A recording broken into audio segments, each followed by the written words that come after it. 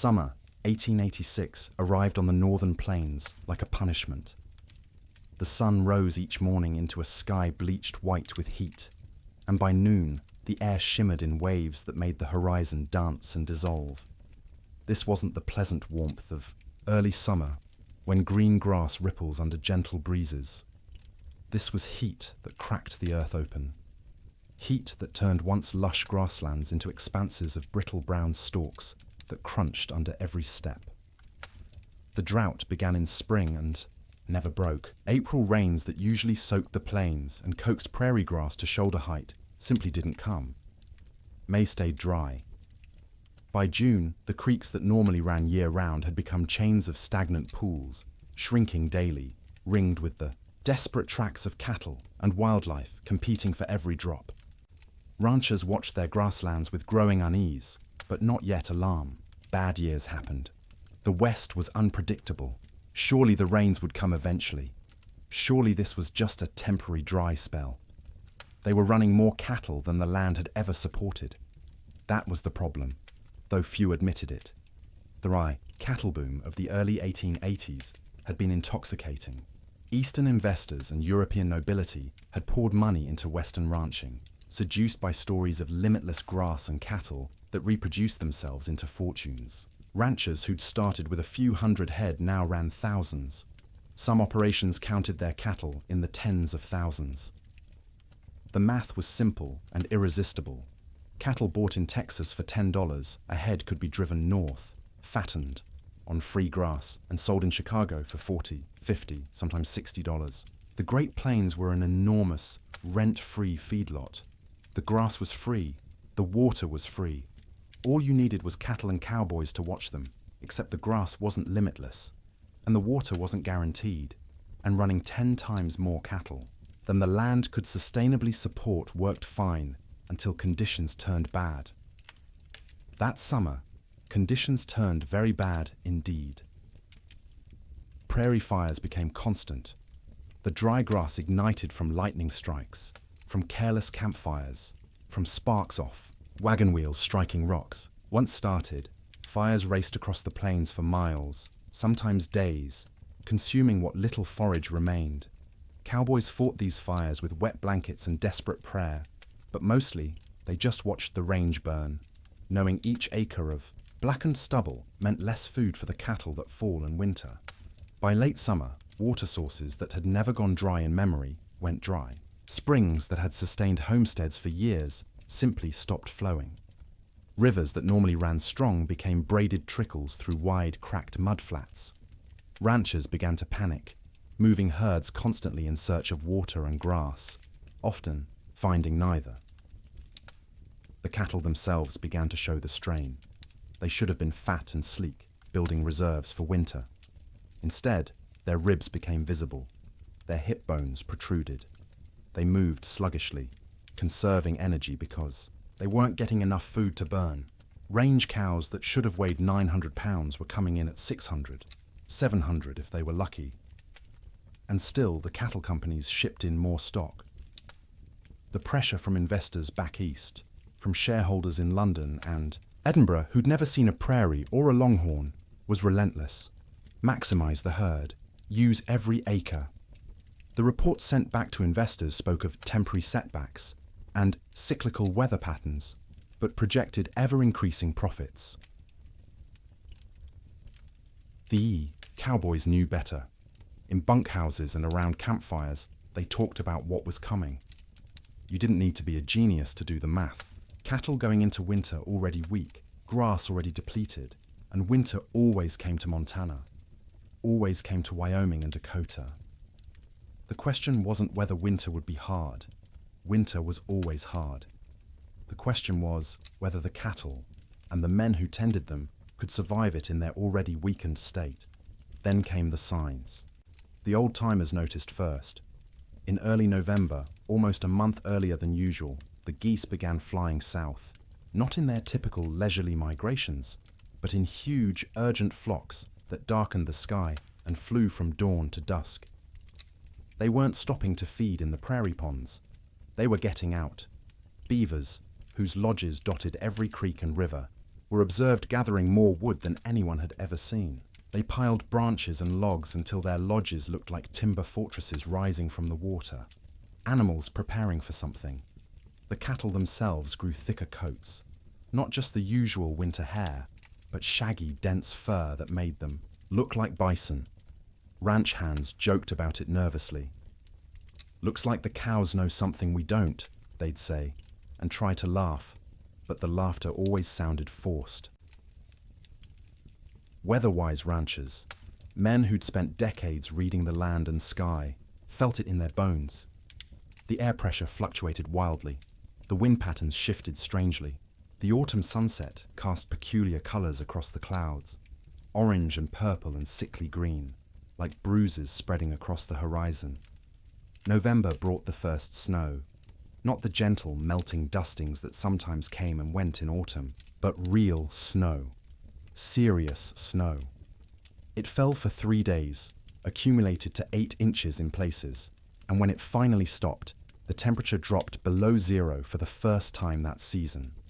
That snow melted eventually, as November snow often did, but it served as warning. Winter was coming early. Winter was going to be serious. The smart ranchers, the cautious ones, began laying in extra hay, stockpiling firewood, bringing cattle closer to ranch headquarters, where they could be watched and, if necessary, fed through bad stretches. But most didn't. Most couldn't. The scale of operations had grown too large. You couldn't barn 20,000 head of cattle. You couldn't buy enough hay to feed them through a Montana winter even if you wanted to. The entire business model of open-range ranching depended on cattle foraging for themselves, year-round, regardless of weather. This had worked mostly for years. The previous winters had been unusually mild. Cowboys spoke wistfully of the winter of '85, when temperatures barely dropped below freezing and cattle grazed comfortably all season. Or '84, when snow came late and melted early. They'd gotten complacent. The land had been kind, and they'd mistaken kindness for weakness. In December, the unease grew. The air felt wrong, too still, too heavy. The sky stayed overcast for weeks, a low ceiling of grey that pressed down like a lid. Snow fell intermittently, never enough to cause real problems, but enough to dust the brown grass white and make foraging harder for cattle already struggling. Christmas came and went. Cowboys celebrated in bunkhouses with what meager supplies they had. Some ranches managed a turkey or goose. Most made do with beans and bacon and whatever whiskey had survived the year. They sang songs and told stories and pretended everything was normal, but the worry was always there. A cold knot in every stomach. New Year's Day, 1887 dawned clear and brutally cold, -20 degrees in some places, but clear. You could see for miles, the snow-dusted prairie rolling away to a horizon sharp as a knife edge. Cowboys rode out to check on cattle, found them bunched in coulees seeking shelter from the wind, but alive, still managing. For 8 more days, the cold held, but remained bearable, survivable. Cattle poured through snow to reach grass.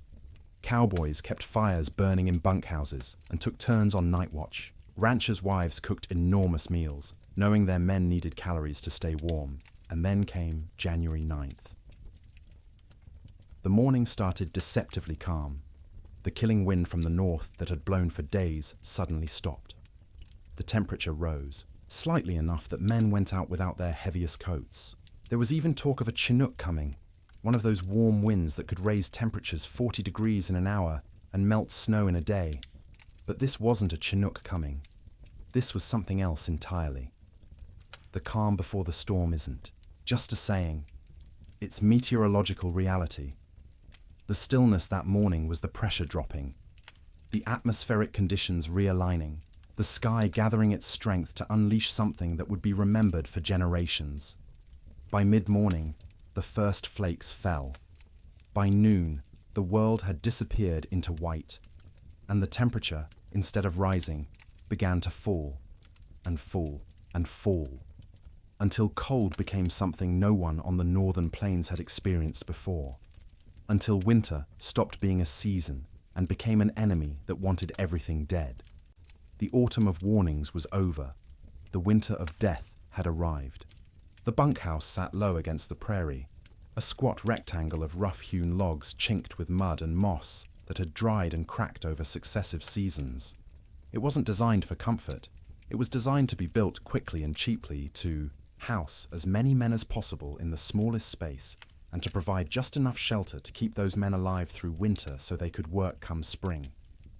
Most bunkhouses were single rooms, maybe 30 feet long and 15 wide, with a ceiling, so low a tall man had to duck under the support beams.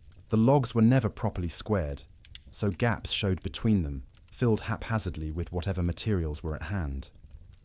Clay, newspaper, old rags, horsehair mixed with mud. In winter, you could stand in the middle of the room and see daylight, through a dozen cracks, and where light came through, so did wind. The door was thick plank, hung on leather hinges because metal hinges were expensive and had to be freighted in from distant towns. It never quite fit the frame, so a gap at the bottom let in a constant stream of cold air that flowed across the floor like invisible water. Cowboys stuffed rags under it every night. By morning, frost would have formed on those rags, turning them stiff as boards. There was usually one window, if you could call it that, a square cut in the logs, covered with oiled paper stretched over a wooden frame. Or if the ranch had any money, actual glass brought in at considerable expense and constantly at risk of cracking in the cold. Most bunkhouses just had the oiled paper, which let in a murky amber light during the day and absolutely nothing at night. The bunks lined both long walls, stacked 2 or 3 high depending on how many men the ranch employed. Each bunk was nothing more than a wooden frame, rope webbing stretched across it in a grid. And on top of that, if you were lucky, a thin mattress stuffed with prairie hay. If you weren't lucky, just the rope webbing and whatever blankets you owned. The hierarchy of bunks was established and rigid. New men got the worst spots. Bottom bunks on the end nearest the door, where the cold draft flowed constantly and you'd be stepped on every time someone went outside to piss in the middle of the night. Top bunks were warmer because heat rose, but they put you closest to the roof where moisture from everyone's breath condensed and dripped. You'd wake with water spots on your blankets, sometimes ice if it was cold enough. Middle bunks away from the door were prime real estate, warmer than the bottom, drier than the top, away from traffic. Senior cowboys claimed these spots and defended them jealously. If you wanted one, you either waited years or fought for it, and fighting in a bunkhouse full of armed men rarely ended well for anyone. At the center of the room stood the stove, a cast-iron barrel stove or, in better bunkhouses, an actual manufactured stove with a proper firebox and damper. The stovepipe ran up through the roof, and where it pierced the ceiling, there was supposed to be a metal collar to prevent fires. There often wasn't. More than one bunkhouse had burned down from a too-hot stovepipe, igniting dried wood and old bird nests lodged in the rafters. The stove was life. When it was burning hot, the men closest could almost be comfortable. 5 feet away, you could still be cold. 10 feet away, in a corner bunk, you might as well be outside. The stove created a temperature gradient so steep that men on one side of the room would be sweating, while men on the other shivered under piled blankets. Feeding the stove was a constant concern. Firewood was precious. Trees were scarce on the open plains, and what wood existed had to be hauled in by wagon from river bottoms or mountainsides miles away. Some ranches burned coal shipped in by rail, but coal cost money, and ranchers were notoriously cheap about anything that didn't directly increase cattle numbers. More often, cowboys burned whatever they could find: dried cow chips, sagebrush, buffalo bones, of which there were still plenty scattered across the plains from the great slaughter of a decade earlier. None of these burned hot or long. You had to feed the stove constantly to maintain any heat at all. At night, someone had to take responsibility for the fire. Usually, this rotated among the men, with each taking a shift to wake periodically and add fuel. Miss your shift, let the fire go out, and you'd wake to find 20 angry cowboys ready to throw you outside in your underwear to see how you liked the cold. Even with the stove going, the bunkhouse was never truly warm in winter. It was less cold than outside, which was the best that could be hoped for. Your face would be hot from the stove, while your back was cold from the draft. Your feet would be numb while sweat trickled down your spine. Comfort wasn't the goal. Survival, was the goal. Make it to morning alive and functional. That was success. Cowboys slept in their clothes. The idea of changing into night clothes, or worse, sleeping naked, was absurd. You slept in your wool shirt, your long underwear, your thick socks. On the coldest nights, you kept your pants on. Your hat stayed on your head or under it as a pillow, because hats were expensive, and you didn't want someone stealing yours while you slept. Boots were the exception. You took off your boots because sleeping in boots was miserable, and because boots needed to dry. They'd sit by the stove all night, the leather slowly warming and releasing the accumulated moisture of the day. The smell of drying leather mixed with the smell of unwashed men, wet wool, tobacco smoke, and the acrid tang of burning sage or cow chips. The smell of a bunkhouse was indescribable to anyone who hasn't experienced it. 40 men living in close quarters, bathing rarely because hauling and heating water was labor-intensive and rarely worth the effort. Clothes worn for weeks or months without washing, because washing meant they'd be wet and might not dry in winter, and wet clothes could kill you. The privy was outside, so men used a bucket in the corner at night rather than brave the cold, and that bucket added its own special contribution to the atmosphere. Tobacco smoke hung in layers because every cowboy who could afford it smoked too, passed the time. Some chewed and spit into cans or just onto the floor because the floor was already a mess of tracked-in mud, snow, manure, and spilled food. Mice lived in the walls and came out at night to scavenge. You could hear them scratching and squeaking, see them dart across the floor in the stove light. Some cowboys tried to kill them. Most gave up. There were always more mice, as long as they didn't chew holes in your blankets or get into the food. Stores, you learned to coexist. The sounds of a bunkhouse at night were particular. The wind outside, constant, varying from low moan to sharp whistle, depending on its strength and the gaps it found. The stove ticking as metal expanded and contracted with temperature changes. The creak of rope webbing as men shifted in there. Bunks, the thump of boots being pulled off and dropped on the floor. Snoring. Dear God, the snoring. 40 men in one room meant you'd have at least 10 serious snorers. Deep, rattling snores that shook the bunks. High, whistling snores that pierced through any attempt at sleep. Snores that stopped and started, until you'd lie there waiting for the next one, unable to relax. Sometimes men would throw boots at particularly bad snorers. Sometimes it helped. Usually it just made everyone else laugh and the snorer angry. Coughing was constant. The cold, the dust, the smoke, the close quarters meant everyone had some kind of lung affliction. Dry, hacking coughs that went on for minutes. Wet, rattling coughs that made you wonder if the man would survive the night. Cowboys coughed themselves, awake, coughed themselves back to sleep, coughed their way through the entire winter. Conversations happened in the dark. Men talked about home, about women, about cattle, about anything but the cold pressing in from all sides. Some conversations were quiet, just between neighbors in adjacent bunks. Others involved the whole room, stories being told and retold, jokes that weren't funny but made everyone laugh because laughter was warmth of a different kind.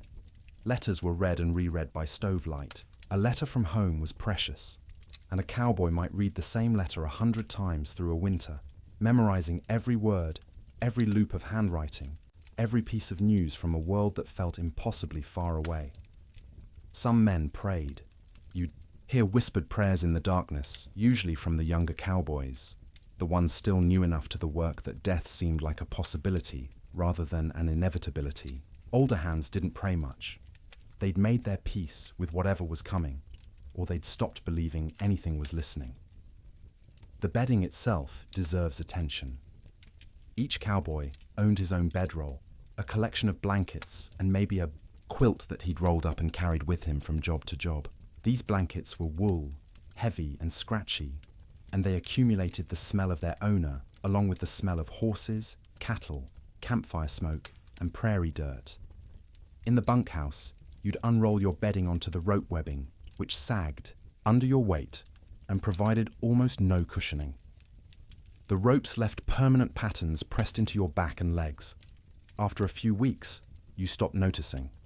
Your body just accepted that sleep meant discomfort and adjusted expectations accordingly. On the coldest nights, men piled every blanket they owned on top of themselves. 3 blankets, 4, 5 if they had them. The weight was crushing, but weight meant warmth, and warmth meant survival. Some cowboys, the poorest ones or the newest, didn't have enough blankets. They'd sleep in their coats, under their coats, wrapped in saddle blankets that smelled of horse sweat and mold. The truly desperate would share bunks, 2 men pressed together for body heat, which was awkward and carried implications, but was better than freezing. You'd see this more in the deepest cold, when propriety mattered less than waking up with all your fingers and toes. Getting into bed was a shock every night. The blankets had been sitting in the ambient temperature of the bunkhouse all day, which meant they were cold. Not frozen, but cold enough that sliding under them made you gasp. Your body heat would eventually warm the space between blankets, but it took 20 minutes, half an hour, of shivering and curling into yourself before that happened. Some cowboys heated rocks in the fire and wrapped them in cloth to put in their bunks. This worked for about an hour, providing a spot of genuine warmth for your feet or your hands. After that, the rocks were just heavy, cooling lumps taking up space, and you'd have to decide whether the effort of getting up and throwing them out was worth the loss of heat from opening your blanket cocoon.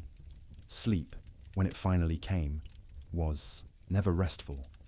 You were always partially aware of the cold trying to find you, aware of the fire and whether it was still burning, aware of the other men around you, their sounds and movements, aware that if something went wrong, a fire, a medical emergency, a blizzard bad enough that the whole bunkhouse might collapse, you needed to be able to wake and move. Cowboys learned to sleep light, a skill born of necessity.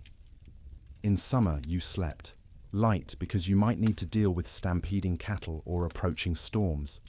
In winter, you slept light because the alternative was dying without noticing.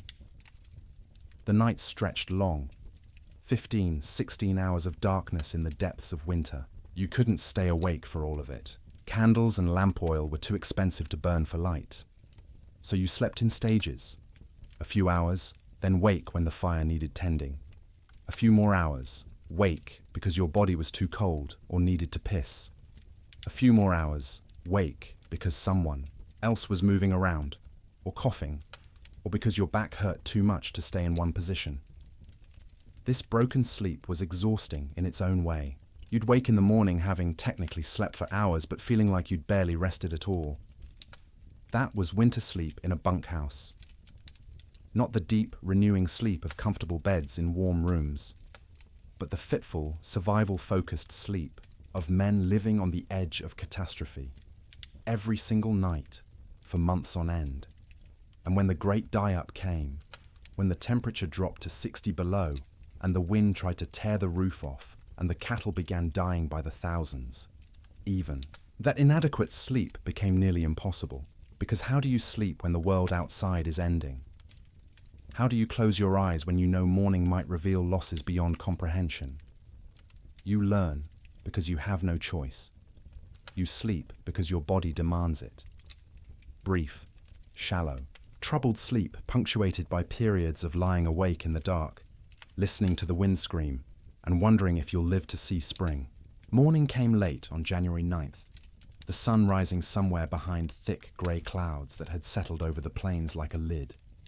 Cowboys rolled out of their bunks around 6, the usual time, groaning and stiff from another night on rope webbing and thin mattresses. The bunkhouse was cold, but not impossibly so. Maybe 20 degrees inside, which meant the fire had held through the night. That was a victory. They pulled on boots that had spent the night by the stove, the leather still warm to the touch, stomped their feet to get blood flowing, stretched arms and backs that ached from the perpetual cold. Someone got the coffee going, pouring water from buckets that had a thin skim of ice on top despite being inside.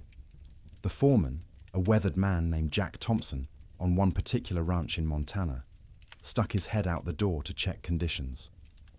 The wind that had been blowing hard from the north for days had stopped completely, dead calm. The air felt heavy, thick, like you could almost chew it. Temperature had risen slightly overnight, maybe up to freezing, or close to it. "Might be a Chinook coming," Jack said, and a few of the men perked up. A Chinook, that warm wind that could raise temperatures 40 degrees in an hour, would be salvation, would give the cattle a break, would let everyone breathe a little easier. But the old-timers in the room, men who'd spent 20, 30 winters on the northern plains, exchanged glances and said nothing. The calm felt wrong. The air pressure made their joints ache more than usual. This wasn't a Chinook. This was something else. Breakfast was the usual. Beans warmed up from the night before. Fried salt pork. Biscuits if the cook had bothered to make them, which he usually didn't. Coffee, hot and bitter and strong enough to dissolve the spoon. The men ate quickly, not talking much. Mornings were for eating and getting warm before heading out into the workday. By 8 o'clock, men were saddling horses, checking cattle in nearby pastures, hauling water from the creek, which involved breaking through ice that had gotten thicker each day. The world was grey and still. Snow covered everything in a lumpy white blanket, but it was old snow, crusted and dirty. Nothing new falling yet. Around mid-morning, maybe 10 or 10:30, someone noticed the first flakes. Tiny things, falling straight down. No wind to push them sideways. They accumulated on coat sleeves, on hat brims, on the backs of cattle who stood motionless, already conserving energy. Within 30 minutes, the flakes had gotten larger and were falling more densely. The grey sky seemed to lower, pressing down, until it felt like you could reach up and touch it. Visibility, which had been miles, dropped to maybe a quarter mile, then less. Cowboys on the range started heading back to the bunkhouse.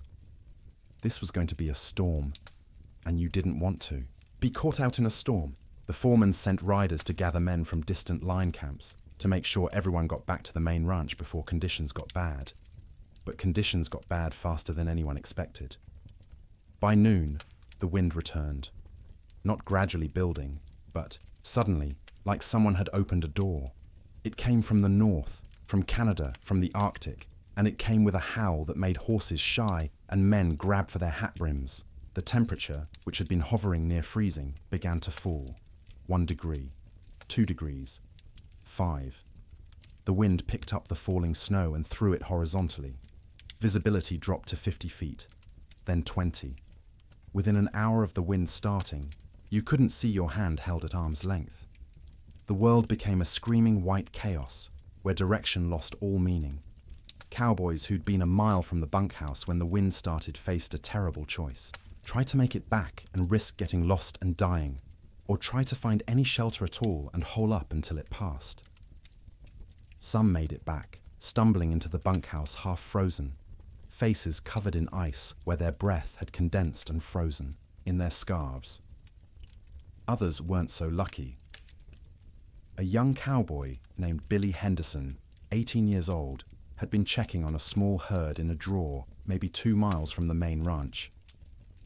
When the storm hit, he tried to make it back. His horse refused. To face into the wind, kept trying to turn and run south. Billy fought the horse, knowing that south led away from shelter, from life. The horse won the fight, turned, and ran with the storm. Billy's body was found 3 weeks later, 15 miles south of the ranch, frozen solid, still in the saddle. The horse had died beneath him, also frozen, its legs locked in a final stride. Billy had tied himself to the saddle with his lariat so he wouldn't fall off. It hadn't saved him, but that tragedy was still in the future. At noon on January 9th, Billy was just missing, and everyone assumed he'd found shelter somewhere and would show up when the storm passed. People didn't yet understand that this storm wasn't going to pass. Not in hours, not in days. The temperature kept falling. By 2 in the afternoon, it was 0. By 4, it was 20 below. The wind, instead of slacking, grew stronger. It found every crack in every wall, every gap in every window frame. In the bunkhouse, men stuffed blankets against the door, hung canvas over the oiled paper window, and fed the stove constantly. But the cold still invaded. Snow didn't just fall. It flew sideways, driven by wind that hit 50, 60 miles per hour in gusts. The snow was fine and dry, almost like dust, and it found its way through impossibly small openings. It drifted through the cracks between logs. It sifted around the doorframe despite the blankets stuffed there. It even seemed to come down the stovepipe, hissing when it hit the hot metal. Inside the bunkhouse, men watched drifts form along the walls. Inside the building, snow accumulated in the corners, under the bunks, anywhere the wind could push it. They swept it out, but it just came back. Eventually, they gave up and let it pile. The sound was overwhelming. The wind screamed. There's no other word for it. A constant, piercing shriek that vibrated in your bones and made thought difficult. It rose and fell in waves, sometimes dropping to a mere roar before surging back to that terrible scream. Men had to shout to be heard 3 feet away. Between the wind's screams came other sounds. The building itself groaning under the assault. The roof lifting and settling as wind tried to peel it off.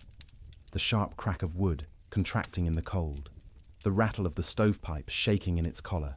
And from outside, distant but unmistakable, the sound of cattle, bawling, calling, the sound of thousands of animals confused and frightened and beginning to suffer. The cowboys listened to that sound and knew they were helpless. You couldn't go out in this. Going out meant dying. The cattle were on their own. The temperature hit 40 below by midnight. Inside the bunkhouse, with the stove glowing red hot, the temperature near the stove was maybe 50 degrees. 10 feet away, it was freezing. 20 feet away, in the corner bunks, water left in cups froze solid. Men piled on every piece of clothing they owned. 2 pairs of pants, 3 shirts, 2 coats, gloves and mittens worn indoors, blankets wrapped around shoulders like shawls. Some men wrapped their heads in scarves, leaving only their eyes visible, and still they shivered. The night of January 9th was the longest night most of those men ever experienced. Sleep was impossible for many. The cold, the sound, the fear, the knowledge that outside cattle were dying by the hundreds, by the thousands, all combined to keep eyes open and minds racing. Those who did sleep did so fitfully, waking every few. Minutes from nightmares or from the cold penetrating their blanket cocoons, or from the building shaking in a particularly hard gust. The fire had to be fed constantly, every 15 minutes, every half hour at most, because letting it die meant everyone would die with it. Men took shifts by silent agreement. One would get up, face the cold outside his blankets, feed the stove, and retreat. An hour later, someone else would do the same. All night long through those terrible hours, they kept the fire alive, and the fire kept them alive. But just barely. By dawn on January 10th, 16 inches of snow had fallen, though you couldn't measure it accurately because the wind had sculpted it into drifts 20 feet high in some places, while scouring other areas down to bare ground. The temperature had dropped to 46 below zero. The wind hadn't slacked at all, and the storm was just beginning. This wasn't a 2-day blizzard that would blow through and leave clear, cold weather behind. This was the start of a meteorological siege that would last, with brief breaks, through all of January, through February, into March. The great die-up had begun. Men didn't know that yet, huddled in bunkhouses across Montana, Wyoming, and Dakota Territory. They thought they were waiting out a bad storm. A few days, maybe a week, and it would clear.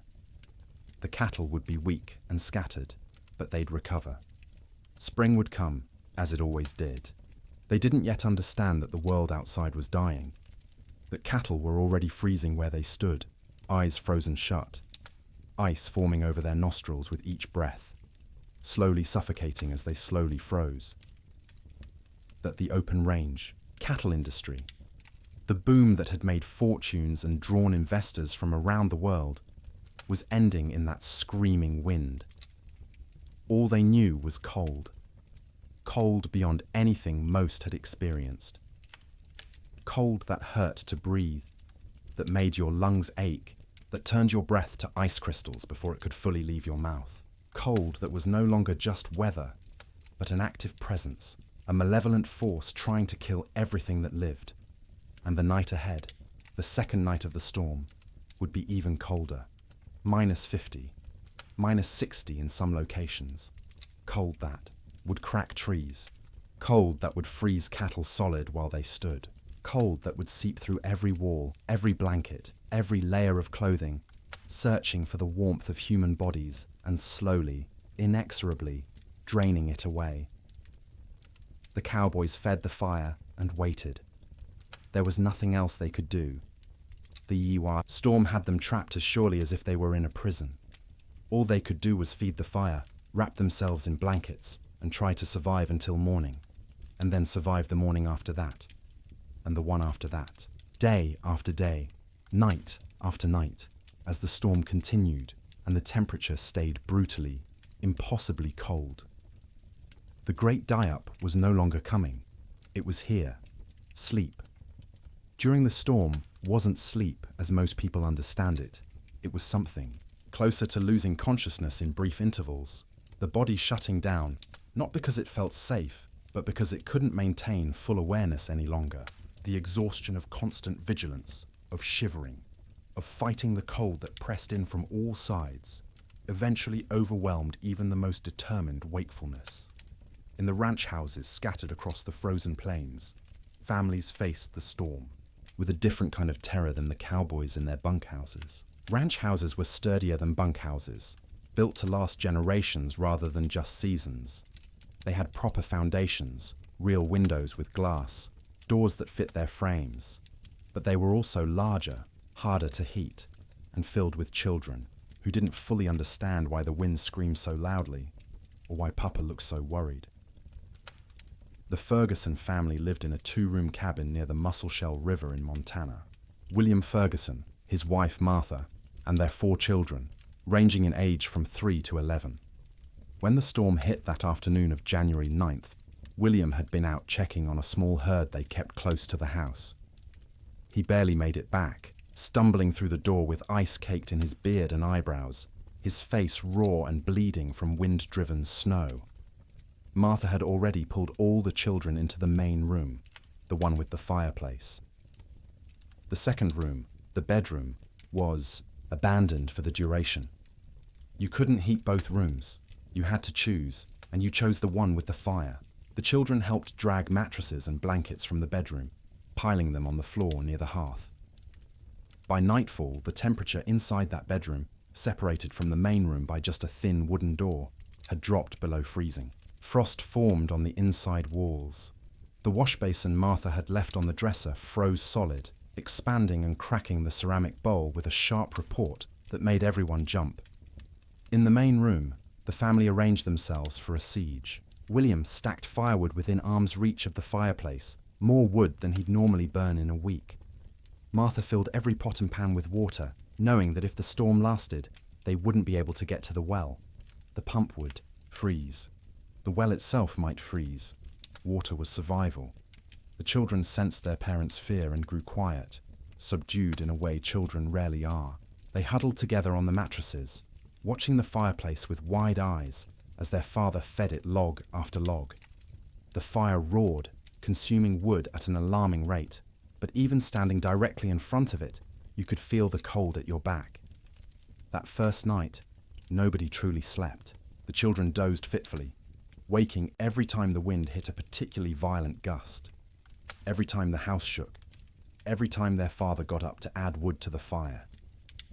Martha sat up through most of the night, mending by firelight, her hands moving automatically through familiar motions, while her mind worried at the problem of how long their supplies would last. William dozed in his chair, the rifle across his lap, though what good a rifle would do against a blizzard he couldn't have, said. It was simply habit, the frontier habit of being armed, of being ready. When you couldn't do anything useful, you could at least maintain the posture of readiness. The second night was worse. By then, the storm had been blowing for 30 hours straight. The temperature had dropped to 50 below outside, which meant maybe 30 below in the unheated bedroom. And even with the fire blazing in the main room, it was barely freezing where they slept. They'd pulled every blanket in the house onto the mattresses on the floor. Wool blankets, quilts made from scraps of fabric, buffalo robes William had traded for years ago. The family slept together, all 6 of them in a pile, sharing body heat like animals in a den. The children in the middle, where it was warmest, the parents on the outside, taking the brunt of the cold that radiated from the walls despite the fire. Martha sang to the children before sleep, or what passed for sleep. Old songs her mother had taught her, lullabies in German that the children didn't understand, but found comforting anyway. Her voice was soft, almost lost under the shriek of the wind, but the children pressed close and listened. William lay on, his back staring at the ceiling, listening to the roof creak and groan. Every gust of wind made him tense, waiting for the moment when the roof would tear free and expose them all to the killing cold. It never did, but the fear never left either. Sleep came in stages. The youngest child, 3-year-old Emma, went first, exhausted from crying earlier in the day. She whimpered and fussed until her eyes finally closed and her breathing deepened. Her 7-year-old brother James followed, fighting sleep as long as he could, determined to be brave, to stay awake like the adults. But his eyes drooped, opened, drooped again, and finally stayed closed. The 2 older children, 11-year-old Sarah and 9-year-old Thomas, took longer. They understood more, worried more, and their minds wouldn't quiet. Sarah kept asking when the storm would end. Thomas asked if the cattle were all right, if Papa's horse had made it to the barn, if the chickens in the coop behind the house had frozen yet.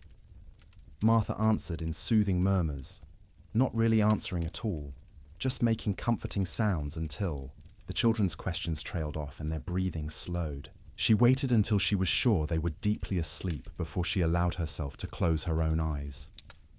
But closing her eyes wasn't sleeping. It was resting with her ears still alert, still tracking every sound. The fire crackling, William shifting position, the wind pounding against the walls, the house settling with creaks and groans. Her mind catalogued each sound, assessed whether it meant danger, and only when satisfied the house still stood did she allow herself to drift towards something like sleep.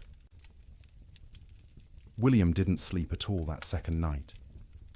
He dozed for minutes at a time, jerking awake at every sound, every change in the wind's pitch. Twice he got up to add wood to the fire, moving carefully to avoid stepping on children. Each time he stood, the cold away from the fire hit him like a physical blow. The air near the ceiling was noticeably colder than the air near the floor. Heat rose but couldn't escape fast enough through the gaps in the roof, so it pooled up there, wasted, while down where they slept, it was barely enough. Around midnight, by William's pocket watch, Emma woke crying. She was cold, she said, her teeth chattering. Martha pulled the child against her chest, wrapping her arms around her, trying to share warmth. Emma's feet were like ice, even though she wore wool socks and was buried under blankets. Martha rubbed the small feet between her hands, trying to restore circulation, terrified of frostbite. The child eventually quieted and fell back into restless sleep. But Martha stayed awake, feeling those cold little feet pressed against her stomach, wondering how much longer the storm could possibly last. The third night, exhaustion had set in so deeply that sleep came easier, even though conditions had gotten worse. The temperature outside bottomed out at 63 below zero. Inside, with the fire consuming wood at a frightening rate, they'd managed to keep the room at maybe 15 degrees, cold enough to see your breath, cold enough that the water in the pots near the fire had a skim of ice if you didn't stir it regularly, but not cold enough to kill. Not yet. The family had learned the rhythm of storm sleep. The children slept piled in the center, a tangle of arms and legs and shared warmth. The parents took turns in short shifts. Martha sleeping for 2 hours while William tended the fire and watched. Then William sleeping for 2 hours while Martha kept vigil. During her watch, Martha would sit close to the fire, feeding it, listening to her children breathe, and praying silently. She'd been raised Lutheran, not given to emotional displays, of faith, but now she prayed with desperate intensity. For the storm to end, for the wood to last, for her children to wake warm in the morning, for spring to come, impossible as that seemed in the howling dark. During his watch, William planned how to ration the wood, where to find more if it ran out, though going outside was suicide in these conditions. What they'd do when the food ran low. They had beans, flour, salt pork, and cornmeal. Enough for maybe 2 weeks if they were careful. But what if the storm lasted longer? What if they couldn't get to town when it ended because the snow was too deep? These thoughts circled endlessly, keeping him awake even during his supposed sleep shifts. He'd lie down, close his eyes, and his mind would immediately start calculating. How many logs they'd burned, how many were left, how cold it was, how long they could survive. The children slept better than the adults, helped by the simple resilience of youth. Their bodies demanded sleep and they gave in to it, even in conditions that would have seemed impossible before the storm. Sarah dreamed of summer, of the garden behind the house heavy with tomatoes and beans. Thomas dreamed of cattle drives, of riding with the Cowboys to distant railheads. James dreamed confused child dreams that he couldn't remember on waking. Emma didn't dream at all, or if she did, they were wordless and forgotten. They'd wake periodically, usually needing to pee, which meant using the chamber pot in the corner because going to the outhouse meant death. The chamber pot became part of the room's landscape, emptied by William each morning by simply opening the door and throwing its contents out into the snow. It would freeze before it hit the ground. Martha developed a system for keeping track of the children during sleep. She'd reach out periodically, feeling for each small body, making sure everyone was still breathing, still warm enough. If a child had worked their way to the edge of the pile where it was colder, she'd gently pull them back to the center. If blankets had been kicked off, she'd rearrange them. This constant vigilance meant she never truly rested. Even during her sleep shifts, part of her brain stayed active, monitoring. She'd wake fully alert if a child coughed or moved suddenly, ready for crisis. Only after checking that everything was fine would she allow herself to drift back down. By the fourth night, a strange numbness had set in. The storm continued, would continue, had always been continuing, and would always continue. It became hard to remember a time before the storm, hard to imagine a time after. The world had narrowed to this room, this fire, this pile of blankets, these bodies pressed together against the cold. Sleep became deeper out of sheer exhaustion. The body can't maintain high alert indefinitely. At some point it simply gives up and crashes, regardless of external conditions. The children slept hard, twitching occasionally, making small sounds, but not fully waking. Martha and William slept in longer stretches, waking only when their internal alarms screamed that the fire needed tending or a child needed checking. The quality of that sleep was poor, dreams were vivid and often nightmarish. Martha dreamed of water freezing in her children's lungs, turning them to ice from the inside out. William dreamed of the roof tearing away and snow pouring in, burying them all in a white tomb. They'd wake gasping, hearts pounding, and need several seconds to remember where they were, that they were still alive, that the nightmare wasn't real. Not yet, but underneath the nightmares was the simple, animal relief of being horizontal, of having their eyes closed, of not having to actively fight the cold for a few hours. Their bodies took what rest they could get, storing it against future need, repairing what damage they could before the next crisis. In bunkhouses across the territory, Cowboys experienced similar struggles. The difference was they had no children to protect, which freed them from that particular anxiety, but they also had less motivation to push through. A man alone can give up more easily than a father with children depending on him. Some cowboys did give up, in a sense. They wrapped themselves in every blanket they owned, lay down in their bunks, and simply stopped trying. They'd sleep for 20 hours straight, only waking to eat a little and relieve themselves before returning to their cocoons. This wasn't laziness, it was a survival strategy. In extreme cold with limited food, the best thing you can do is stay still, conserve energy, and wait. Others couldn't do it. The type of man who became a cowboy was often too restless, too active, to simply lie still for days. They'd pace the bunkhouse, drive everyone else crazy, gamble with cards or dice, anything to pass the time and distract from the gnawing fear that the storm might never end. In both bunkhouses and ranch houses, sleep became not rest, but simply another way of enduring. The days and nights blurred together into a continuous state of semi-consciousness, where you were never fully awake, but never fully asleep either. Your body was present, wrapped in blankets near a fire, but your mind wandered strange paths, disconnected from reality. And through it all, the wind screamed. The cold pressed in, the fire consumed wood, and people slept, or tried to sleep, or pretended to sleep, because what else could they do? Going outside meant dying. Staying awake meant slowly going insane from the sound and the fear. So they slept. Poorly, fitfully, desperately. But they slept. And each morning they woke, surprised on some level to find themselves still alive, still, together, the fire still burning. The storm would eventually end, but not yet. Not for many days yet. And each of those days would require sleep stolen from between crises, rest grabbed in brief intervals, dreams haunted by cold and wind, and the terrible knowledge that outside the world was dying. The cattle felt the storm coming before any human did. Their instincts, honed by millennia of evolution, read signs in the air pressure, in the quality of light, in the way the wind tasted.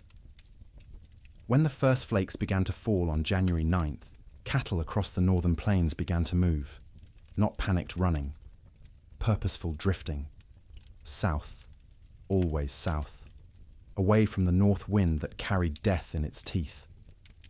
They moved in groups, small herds combining into larger herds, thousands of animals flowing across the white landscape like a slow river seeking lower ground. Consider one cow, a 3-year-old Hereford mix, red and white, branded with the Rocking M brand on her left hip.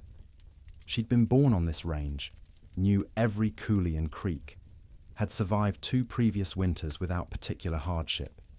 She was carrying a calf, due in spring, and the pregnancy had left her thinner than usual going into winter. Not starving, but without the thick layer of fat that would have been ideal. When the snow started falling heavily and the wind began to rise, she was grazing, in a shallow draw with perhaps 50 other cattle.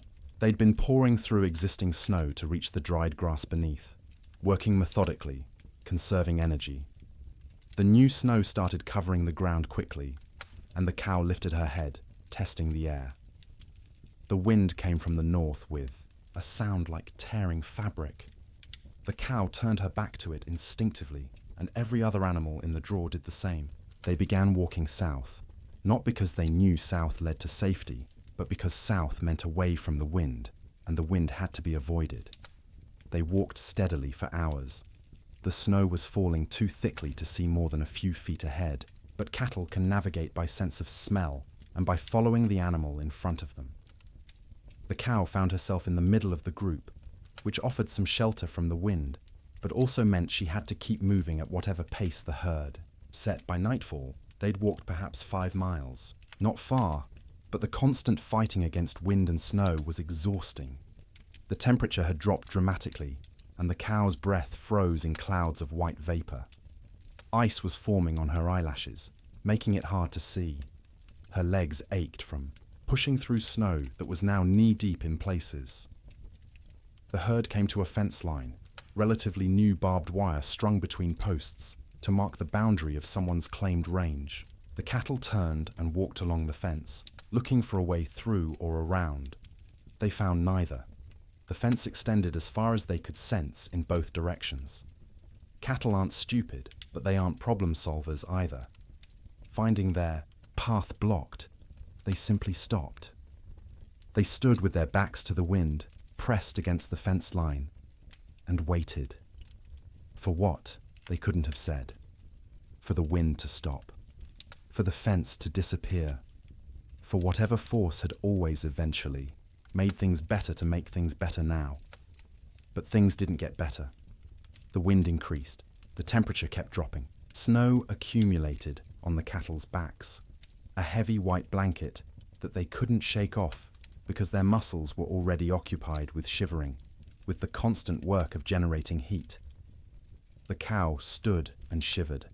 Her body burned calories, trying to stay warm, calories she'd gotten from grass, but she hadn't eaten since morning and wouldn't be able to eat until she could paw through snow to reach grass beneath. She tried, lowering her head and pushing at the snow with her muzzle, but the wind-packed snow was too hard.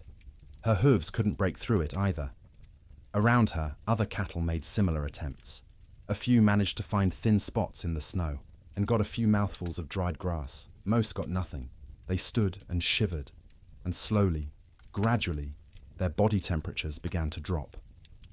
Cattle can survive remarkable cold if they're well fed and can escape the wind. But these cattle were already weakened from a summer of drought. They had no windbreak, and they weren't eating. Their situation was unsustainable. Something would have to change or they would die. It was that simple. By the second day, the cow's suffering had intensified. She'd been standing for more than 24 hours straight. Her legs trembled with fatigue. Ice had completely sealed her eyes shut. She'd stopped trying to open them, instead navigating by sound and smell, and the feel of other cattle pressed against her on either side. Her ears, exposed to the wind, had frozen. The tissue was dying, would eventually slough off if she survived, leaving her with shortened, mangled ears. But that was future pain. Present pain was the cold that had worked its way into her joints, making every small movement agony. The hunger that gnawed at her belly, the thirst because she couldn't melt snow fast enough in her mouth to get adequate water. The calf inside her still moved occasionally, little kicks and shifts that she could feel. Some part of her body was still prioritizing that calf, still sending nutrients and warmth to the growing life within. But those resources were running out. The calf was drawing on reserves that no longer existed. Around her, other cattle were in similar condition, some worse. A few calves, born too early that spring and smaller than they should be, had already died, frozen solid while standing, their mothers standing next to them and occasionally lowing in confusion. Older cattle, those with the wisdom of many winters, had tried to move away from the fence to find a coulee or draw that might offer windbreak. Some succeeded and survived. Most simply exhausted themselves walking in circles in the blinding snow and returned to the fence line to die with the herd. By the third day, the cow had stopped shivering. This wasn't because she'd warmed up. It was because her body no longer had the energy to shiver. Shivering is a metabolic furnace, burning calories to generate heat, but she'd burned through all available calories. Her body temperature was dropping toward equilibrium with the air around her. She was freezing to death. Her breathing had slowed. Each breath was an effort, drawing air so cold it hurt her lungs into a body that barely had the energy to exhale. Ice had formed around her nostrils, narrowing the passages, making each breath a fight. She was still standing, but only because the cattle around her held her upright. If they'd moved, she would have fallen. Her legs were locked, frozen in position, no longer taking commands from her failing brain. Her heartbeat had slowed to a sluggish thump, thump, thump, thump, each beat weaker than the last. The calf inside her had stopped moving. Whether it was dead or simply dormant, she couldn't tell, and wouldn't have understood if she could. Her maternal instincts, so strong just days ago, had been overridden by the body's desperate attempt to keep itself alive. Sometime late on the third night, or early on the fourth morning, it's impossible to know exactly when, the cow's heart stopped. 1 beat, 2 beats, then nothing. Her eyes, frozen shut, would never open again. Her legs, frozen in position, would remain standing. She'd become a statue of ice and meat, indistinguishable from the living cattle around her, except that she no longer breathed. She wouldn't fall for days, maybe weeks. The cattle packed around her held her upright, and when they eventually moved or died themselves, she'd topple over, frozen solid, and become one more carcass among thousands littering the plains. This scene repeated across hundreds of miles. Fence lines became death traps where cattle bunched up and died in groups. Ravines that should have offered shelter instead became graves as cattle crowded in so tightly they couldn't move, couldn't forage, and slowly froze together into a single mass of bodies. Riverbanks saw some of the worst carnage. Cattle seeking water found the rivers frozen solid, but their thirst drove them to try anyway. They'd crowd onto the ice, break through into the water beneath, and be unable to climb out. The current would push them under the ice, where they'd drown and freeze simultaneously. Spring would reveal riverbanks lined with carcasses, hundreds of cattle stacked like cordwood wherever the current had deposited them. Some cattle, driven by the wind and their own southward instinct, walked until they literally couldn't take another step. They'd collapse in open prairie, curl into a ball, as best their frozen legs allowed, and die where they fell. Snow would cover them within hours, creating smooth white mounds that looked like natural drifts until spring melt revealed the truth beneath. The death toll was staggering in ways that are hard to comprehend. A single large ranch might lose 10,000 head. Smaller operations lost everything. The Chicago stockyards, which normally received thousands of cattle per week from the northern plains, received almost none for months. The market for beef collapsed because there were no cattle left to sell. But numbers don't capture the reality. Numbers are abstract. The reality was hundreds of thousands of individual animals, each experiencing their own version of the cow's suffering. Each one cold, each one hungry, each one slowly freezing while standing in a wind that wouldn't stop screaming. Cowboys, safe in bunkhouses, could do nothing but listen to the cattle bawl. That sound, the massed calling of thousands of distressed animals, carried even over the wind. It rose and fell through the days and nights of the storm, a soundtrack of suffering that haunted the men who heard it. Some cowboys tried to help. They'd bundle up in every piece of clothing they owned, tie ropes around their waists, and venture out into the storm, with the other end of the rope tied to the bunkhouse door so they could find their way back. They'd struggle to where they thought. Cattle were usually unable to see them even when standing next to them, and try to herd them towards some shelter. It never worked. The cattle wouldn't move, or couldn't move, and the cowboys would burn through their body heat in minutes. Barely, enough time to stumble back to the bunkhouse before frostbite claimed fingers and toes. They'd collapse inside, gasping and shaking, and lie near the stove for hours trying to warm up while listening to the cattle continue to bawl outside. Eventually, the bawling stopped. Not all at once, but gradually over days. Fewer and fewer, voices as more and more cattle died. By the end of January, the prairie was silent except for the wind. Silent because there was almost nothing left alive to make sound. The cattle of the open range, those millions of animals that had made fortunes for ranchers and fed the growing cities of America, were gone. The survivors, scattered and traumatized, would take years to recover. Most would never be found, lost in coulees and ravines where their carcasses would feed wolves and coyotes through the remainder of winter. The Great Die-Up earned its name from the cattle. They died in numbers beyond counting, in suffering beyond imagining. And every single death was quiet, private. The animal alone in the storm, except for other dying animals. No comfort, no relief, just the cold and the wind, until the end came, and the shivering finally stopped. Food became an obsession within days of the storm's arrival. Not because people were starving, not yet, but because every meal consumed was one fewer meal in reserve, and no one knew how long the storm would last or when resupply would be possible. Every bite carried the weight of calculation. Every pot of beans represented diminishing stores that might need to last weeks or months. In the Ferguson ranch house, Martha inventoried their supplies on the second day of the storm. She did this by candlelight while the children slept, and William kept watch by the fire. She counted every bag of flour, every pound of cornmeal, every strip of salt pork hanging from the rafters of the cold bedroom. She measured beans by the cupful, rice by the handful, and wrote everything down in careful columns in a ledger book. Flour, 42 pounds. Cornmeal, 18 pounds. Dried beans, maybe 30 pounds, 3 different varieties mixed together in a burlap sack. Salt pork, 14 strips, some thick, some thin. Rice, 5 pounds. Sugar, 3 pounds, precious and rationed even before the storm. Coffee, 2 pounds of beans, still in their burlap sack, aromatic and dark. Salt, plenty, a whole sack, bought last fall. Lard, a good supply, stored in a crock. Dried apples, half a sack, from their own trees. Molasses, 1 jug, nearly full. She did the math in her head, working through possible scenarios.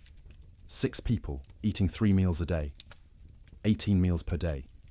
If they were careful, if they stretched everything, if they didn't waste a single bite, they had perhaps 3 weeks of food, maybe 4 if they went hungry. 3 weeks seemed like plenty. No storm lasted 3 weeks, but Martha had learned in her years on the frontier to plan for the impossible, because the impossible happened with disturbing regularity. So she began rationing from day 1, before hunger forced the decision. Breakfast became smaller. Instead of flapjacks for everyone, she made 1 per person, thin and stretched with extra water to make the batter go further. The children complained but ate them anyway. William said nothing, just ate what was put in front of him and drank his coffee black to save the sugar. Dinner became the main meal, usually beans. Martha soaked dried beans overnight in water, then cooked them slowly through the day in a pot, suspended over the fire. She'd add a little salt pork for flavor, 1 strip cut into small pieces so everyone got a taste of meat. The beans cooked until they were soft, the liquid thick and sustaining. Everyone got a bowlful, sopped up with cornbread made from carefully measured cornmeal. Supper was often just leftover beans from dinner, reheated and eaten with whatever bread remained. Sometimes Martha made a thin soup from the bean broth, adding bits of dried apple for sweetness, calling it a special treat to make the children smile. The coffee was for William alone. Cowboys and ranchers believed coffee was essential, more important than food, and William was no exception. He drank it black and strong, rationing the precious beans so he could have at least 1 cup per day. That coffee was his luxury, his reminder that civilization existed beyond the wind and snow. Martha drank tea when she drank anything, made from herbs she'd dried the previous summer. Mint that grew wild along the creek, sage gathered from the prairie, rose hips collected in autumn. The taste was thin compared to real tea shipped from China or India, but it was warm, and it was hers, and it didn't consume their stores. The children drank water or milk, though the milk supply was problematic. They had 1 cow, a gentle Jersey, kept in the barn, and William had to venture out twice a day to milk her. The trip to the barn was only 50 feet, but felt like a mile. He'd bundle in every piece of warm clothing he owned, wrap his face in a scarf until only his eyes showed, and step out into the wind. The cold hit him like a fist every time. In the few seconds it took to cross from house to barn, exposed skin would start to freeze, his eyes would water, and the tears would freeze on his cheeks. His lungs would ache from breathing air that felt like shards of glass. But he made the trip because the cow had to be milked or she'd sicken, and they needed the milk. The children needed the milk. It was protein and fat and calcium and all the things growing bodies required. So twice a day, through the entire storm, William made that 50-foot journey and considered himself lucky the barn was so close. The cow produced less in winter, maybe 2 quarts a day instead of her usual gallon, but those 2 quarts were precious. Martha skimmed the cream off the top and used it sparingly. The milk itself went to the children, divided equally, measured carefully, so no one got more or less than their share. Cooking in extreme cold presented unique challenges. The fire had to be hot enough to cook food, but not so hot it consumed wood too quickly. Martha became expert at judging the flames, adding just enough fuel to maintain cooking temperature while stretching the wood supply. Water was perhaps the most critical resource. William filled every bucket and pot with snow scooped from outside the door, then left the containers near the fire to melt.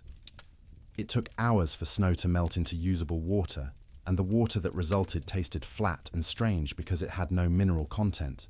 But it was wet, and it was clean, and it kept them alive. They couldn't wash dishes properly, couldn't waste water or wood heating water for washing. Instead, Martha wiped plates and bowls clean with rags, rinsed them quickly in cold water if necessary, and called it good enough. No one got sick from dirty dishes. There were larger concerns. Personal hygiene went by the wayside entirely. No baths, no washing hair, no changing clothes. Everyone wore the same shirts and pants for weeks, adding layers when cold, removing them when near the fire. The smell in the main room became oppressive, but you stopped noticing after a few days. It was just how things were. In the bunkhouses, cowboys faced similar but different challenges. They had supplies, but those supplies were designed for men doing hard physical labor in normal winter conditions, not for men trapped indoors during the worst cold in recorded history. The typical bunkhouse larder consisted of dried beans, rice, flour, cornmeal, salt pork, bacon, maybe some beef jerky made from cattle slaughtered in the fall, coffee in large quantities because cowboys lived on coffee, sugar, salt, lard, sometimes canned goods if the ranch could afford them, but usually not. Canned goods were expensive and the freighting costs were prohibitive. The cook, if there was one, was usually an old cowboy too stove up for regular ranch work. He'd preside over the cast-iron stove like a priest at an altar, creating meals from limited ingredients with whatever skill he possessed. Good cooks were treasured. Bad cooks were tolerated because the alternative was cooking for yourself, and cowboys were generally incompetent in the kitchen. One particular bunkhouse in the Judith Basin had a cook named Old Pete, called that to distinguish him from young Pete, who wasn't a cook and wasn't even particularly young, but was younger than Old Pete. Old Pete had cooked in army forts, in mining camps, on trail drives. He knew 100 ways to cook beans and could make bread in a Dutch oven that rivaled anything made in a proper kitchen. But even Old Pete struggled with the storm's duration and intensity. His usual recipes assumed men would be working hard, outside, burning thousands of calories daily. Now they were sitting around trying to stay warm, burning far fewer calories. They didn't need as much food, but they were bored and hungry from boredom, and managing those competing needs was delicate. He started making meals smaller but more frequent. Instead of 3 large meals, he made 4 smaller ones, gave the men something to look forward to every few hours, something to mark the passage of time. Breakfast at dawn, such as dawn was, in the constant grey, a second breakfast mid-morning, dinner in early afternoon, supper at dark. Each meal was simple: beans cooked with salt pork, cornbread or biscuits, coffee always, constantly, the pot never empty. Occasionally, he'd make a stew if there was meat available, though meat was running short. Most ranches had slaughtered a beef or 2 in the fall and hung the quarters to freeze. But accessing that meat meant going outside to the meat cache, which was difficult or impossible depending on the day. The men ate without complaint, mostly. Cowboys weren't complainers by nature. You ate what was put in front of you and were grateful to get it. But you could see them calculating, same as Martha Ferguson, counting days, estimating stores, wondering how long until starvation became a real concern rather than a theoretical one. Coffee was its own category of essential supply. Cowboys drank coffee the way other people breathed, constantly and without thought. A pot of coffee sat on the stove at all times, thick and black and strong enough to float a horseshoe. Men would pour themselves cups throughout the day and night, warming their hands on the tin cups, savouring the bitter heat. Old Pete guarded the coffee supply jealously. He knew exactly how many pounds they had, how much they consumed daily. how long it would last. When supplies began running low, he started stretching the coffee by reusing grounds. First brew was strong for the morning pot.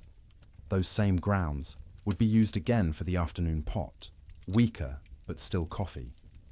Sometimes he'd use them a third time, creating a thin brown liquid that was more idea than substance, but the ritual of drinking it was as important as the caffeine. Sugar went into coffee for those who used it, though most cowboys drank it black. Sugar was also used sparingly in baking, a spoonful in a batch of biscuits to help them rise and add a hint of sweetness. But sugar was running low everywhere, and by the end of January, most outfits were out entirely. Salt, at least, was plentiful. Salt preserved meat, flavored food, and was cheap enough that even poor ranches had plenty. Cowboys ate salt with everything, needed it to replace what they lost sweating despite the cold. Their bodies burned hot from shivering, from the constant work of staying warm, and salt was essential. The mental aspect of food during the storm was almost as important as the physical nutrition. Mealtimes provided structure to otherwise formless days. They were events to anticipate, rituals that reassured everyone that civilization persisted despite the chaos outside. Children needed this structure especially. The Ferguson children learned to recognize mealtimes by the smells from the fire, by their mother's movements, by the rattle of bowls and spoons. They'd gather without being called, eager not just for food, but for the routine. Martha would serve, each child personally, making a small ceremony of it. Sarah first, as the oldest, then Thomas, then James, then Emma. Each child received their portion with their name spoken, a moment of individual attention that said, "You are seen, you are valued, you matter." Then William, then finally herself, always last, always the smallest portion, though no one noticed because she was skilled at hiding it. They'd eat together, mostly in silence because food was serious business, but afterward there might be stories or songs. William would tell tales of his own childhood in Ohio, of winters there which had seemed hard at the time, but were nothing compared to this. Martha would sing in her soft voice German lullabies or hymns. The children would listen and feel for a moment that everything might be all right. After eating came the work of making food last. Crumbs were gathered and saved for thickening, soup. Grease from cooking was poured into a jar and used again. Bones from salt pork were boiled to extract every bit of flavor and nutrition, then boiled again, then fed to the dog who lived outside the door in a snow shelter William had built. Nothing was wasted. Waste was sin in the arithmetic of survival. Every scrap had value, potential use, future purpose. Martha became a miser of food, hoarding and parceling it out with grim determination, knowing that running out meant death, and death was not an option while her children lived. The storm continued. January crawled past, each day a battle against cold and hunger and despair. Food supplies dwindled steadily. By the end of the month, the Ferguson household was eating 2 small meals per day instead of 3. The children's eyes developed the hollow look of inadequate nutrition. Martha's dresses hung loose where they'd once fit snugly. William's belt had to be tightened 2 notches, then 3, but they ate something every day, and they were all still alive. And the cow still gave milk, though less each week, and the fire still burned, and that was enough. It had to be enough, because spring would come eventually. It always came. The question was whether they'd survive long enough to see it, and whether there would be anything left of their lives when it finally arrived. Theodore Roosevelt was not in Dakota Territory when the blizzard struck. He was in New York, warm and comfortable in his sister's house, living the life of an Eastern gentleman which he'd tried so hard to leave behind. But his money was in Dakota. His dreams were in Dakota. And when the reports began filtering east about the catastrophic winter destroying the northern plains, Roosevelt's future was being written in frozen cattle and bankrupt dreams. He'd come to Dakota Territory in 1883, a wealthy young man fleeing personal tragedy. His mother and his wife had died on the same day, in the same house, within hours of each other. The grief had been unbearable, suffocating, And Roosevelt did what men of means often did when Eastern life became too painful. He went west. He invested heavily in cattle ranching, buying into two operations: the Maltese Cross Ranch and the Elkhorn Ranch, both along the Little Missouri River in what would become North Dakota. He'd thrown himself into the work with characteristic energy, trying to become a real Westerner, a real cattleman. He'd learned to ride, to rope, to shoot. He'd earned grudging respect from cowboys who initially mocked his Eastern accent and glasses. Roosevelt loved the West with the passion of a convert. He loved the vast emptiness, the physical challenges, the sense of building something in a hard land. He wrote about it constantly in letters and journals, painting romantic pictures of cowboy life that had more to do with his ideals than reality. His ranches ran cattle on the open range like everyone else. Thousands of head, bought with Eastern money, fattened on free grass, and expected to multiply into a fortune. His partners and employees assured him the investment was sound. Cattle prices were strong. The range could support far more animals than they were running. Winter mortality was minimal in recent years. Roosevelt believed them because he wanted to believe. He needed the West to work, needed it to be the place where he could reinvent himself from grieving widower into rugged frontiersman. The cattle were symbols as much as investments, proof that he belonged in this harsh landscape. When the winter of 1886 to 1887 arrived, Roosevelt was back east, attending to political matters and family obligations. He was aware of the early reports, of harsh weather, but not overly concerned. Winter was always hard in Dakota. His men were experienced.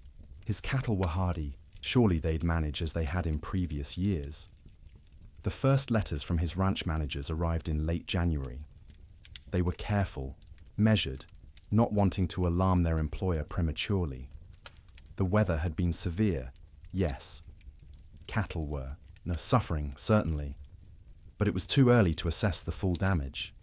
They'd know more in spring when they could ride out and conduct a proper tally. Roosevelt wrote back with questions. How severe? How many cattle were in danger? What measures were being taken to protect the herds? The responses, when they came weeks later, letters delayed by closed roads and disrupted mail service, were progressively more concerning. His ranch, manager at the Maltese Cross, a practical man named Sylvain Ferris, tried to be honest without being devastating. The storms had been worse than anything he'd seen in 20 years on the plains. The cold had been extreme, sustained, deadly, many. Cattle were certainly lost.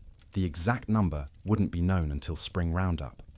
But Ferris estimated at least 30% mortality. Maybe more, 30%. Roosevelt did the math in his study in New York, sitting in a comfortable chair by a warm fire, trying to comprehend what those numbers meant. He owned roughly 5,000 head between his two ranches. 30% meant 1,500 dead cattle. At $40 a head, that was $60,000 lost, more than many men earned in a lifetime. But it was worse than the money. It was the failure of his Western dream. The revelation that the land he'd romanticized could be cruel, that nature didn't care about his needs or desires, that the West wasn't the frontier of opportunity he'd imagined, but a hard country that broke more men than it made. The letters continued through February and into March. Each one was grimmer than the last. 50% losses now estimated, maybe 60. Entire line camps reporting no surviving cattle at all. Fences lined with dead animals piled 3 deep. The Little Missouri River, when it thawed, clogged with carcasses that had to be dynamited free to restore flow. Roosevelt read these letters with growing horror and despair. He'd been so confident, so certain of success. He'd borrowed money, encouraged friends to invest, staked his reputation on the cattle business. And now it was all dying in a winter he wasn't even present to witness. In March, when travel became possible again, Roosevelt received a telegram from Ferris. Brief, direct, devastating. "Come west, you need to see this." Roosevelt went. He took the train to Medora, the small town near his ranches, arriving in early April to a world transformed by death. The snow was melting, revealing what had been hidden. And what it revealed was carnage beyond anything he'd prepared himself for. He rode out with Ferris and other ranch hands to assess the damage. Everywhere they looked, cattle. Dead cattle. Frozen cattle. Cattle that had been dead so long the coyotes and wolves had already been at them. Cattle piled against fences. Cattle in ravines. Cattle scattered across the prairie like obscene statues. The smell was overwhelming. Thousands of rotting carcasses perfuming the air with decay. Roosevelt, who'd prided himself on his toughness, on his ability to handle frontier hardships, had to dismount and vomit. He wasn't alone. Even hardened cowboys were sickened by the scale of death. They rode for days, making tally, trying to determine what remained of the herds. Of Roosevelt's 5,000 head, fewer than 2,000 could be found alive. 60% losses. Some of those survivors were in such poor condition they'd likely die anyway. His investment, his dream, reduced by 2/3 in a single winter. The financial blow was severe. Roosevelt had invested approximately $80,000 in his cattle operations. He'd now lost at least $50,000. Maybe more when accounting for lost breeding potential, disrupted operations, and the collapse of cattle prices as the market flooded with emergency sales from desperate ranchers. But Roosevelt was wealthy by birth.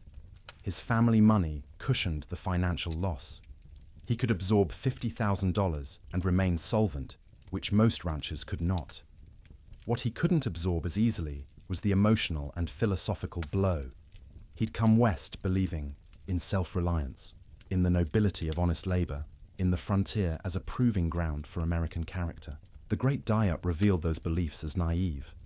Self-reliance meant nothing when nature decided to kill everything. Honest labor couldn't prevent disaster driven by forces beyond human control. The frontier proved nothing except that it could kill you regardless of your character. Roosevelt spent several weeks at his ranches that spring, helping with the cleanup, the salvage operations, the grim work of trying to build something from the ruins. He participated in roundups, searching for surviving cattle, trying to assess what could be rebuilt. At night, he slept in the cabin at the Maltese Cross Ranch, the same cabin where his cowboys had weathered the storm. The bunks were still there, the stove, the smoke-stained walls. He'd slept here before on previous visits, treating it as an adventure, roughing it among the men. Now he slept in those bunks, knowing what they'd endured, what this room had protected them from. The cabin was small, cramped, cold even in April. Roosevelt lay on a rope bunk under wool blankets that smelled of smoke and men, and tried to imagine what January had been like. The wind screaming outside, the cold pressing in from all sides, the sound of cattle dying in the darkness, the knowledge that your livelihood, your future, everything you'd worked for was ending, and there was nothing you could do. He couldn't fully imagine it. He'd missed the actual storm, been warm and safe in New York while his employees fought for survival. That distance, that absence, haunted him. He'd been the investor, the gentleman rancher playing at being a cowboy. When it mattered, when the real test came, he hadn't been there. This realization changed him. Not immediately, not in one dramatic moment, but gradually over the following months and years. The West was no longer a romantic escape. It was a hard place where hard things happened, where nature was indifferent to human suffering, where the rules that governed Eastern society didn't apply. This understanding would shape his later conservation work. As president, Roosevelt would set aside millions of acres as national forests and parks, would push for scientific management of natural resources, would argue that the West's resources weren't infinite and needed protection. The cattle disaster of 1887 was the seed of that understanding. But in the spring of 1887, Roosevelt was just a wealthy young man surveying the wreckage of his dreams.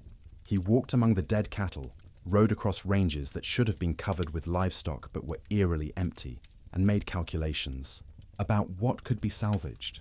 His ranch managers were exhausted, traumatized by the winter they'd survived. Roosevelt listened to their stories with growing respect. These men had faced conditions he'd only read about and emerged alive, if not unscathed. Ferris told him about nights when they weren't sure the bunkhouse would stand, about mornings when they'd wake to find new snow drifted inside through the cracks, about the constant work of keeping fires burning, of rationing food, of listening to cattle die and being unable to help. Roosevelt paid his men bonuses, unexpected and generous, acknowledging what they'd endured. It was the least he could do, given that he'd been warm and safe while they'd nearly frozen. He also made a decision. He would not abandon his Dakota ranches entirely, but he would not rebuild to previous scale. The open range era was over. The land couldn't support the numbers they'd run. The climate was too unpredictable, the investment too risky. He kept the Elkhorn Ranch as a retreat, a place he could visit and remember why he'd come west in the first place. But the cattle operation was downsized dramatically. A few hundred head, manageable, with hay put up for winter feeding. A sensible operation rather than a grand adventure.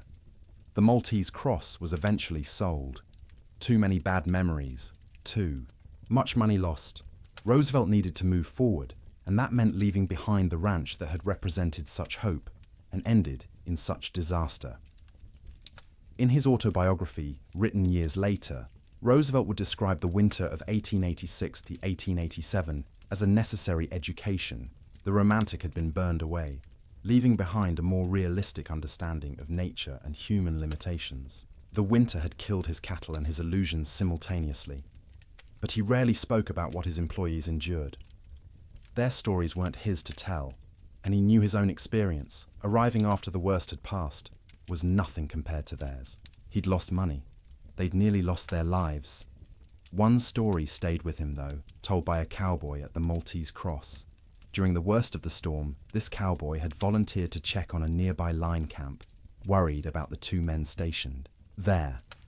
He'd ridden out with a rope tied around his waist, the other end tied to the bunkhouse, planning to follow the rope back if he got disoriented. The temperature was 50 below with howling wind.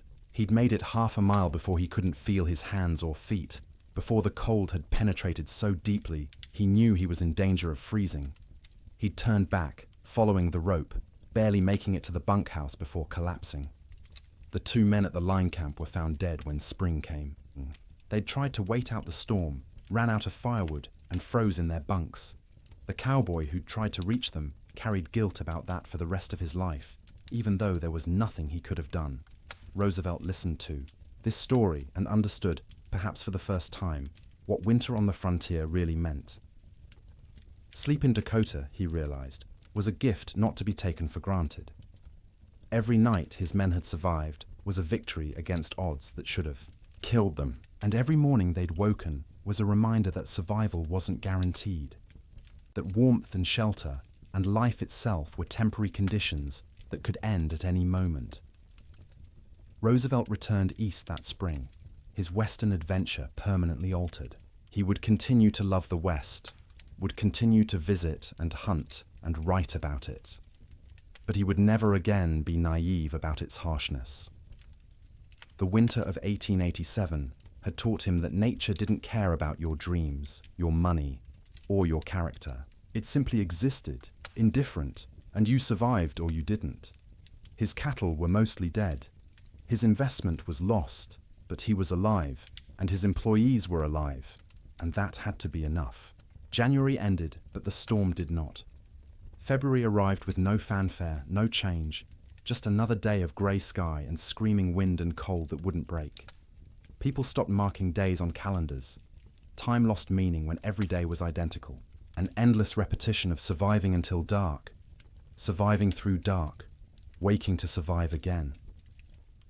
The psychological weight of the storm's duration became as dangerous as the physical cold. Humans are resilient, but not infinitely so. We can endure terrible conditions if we believe they'll end.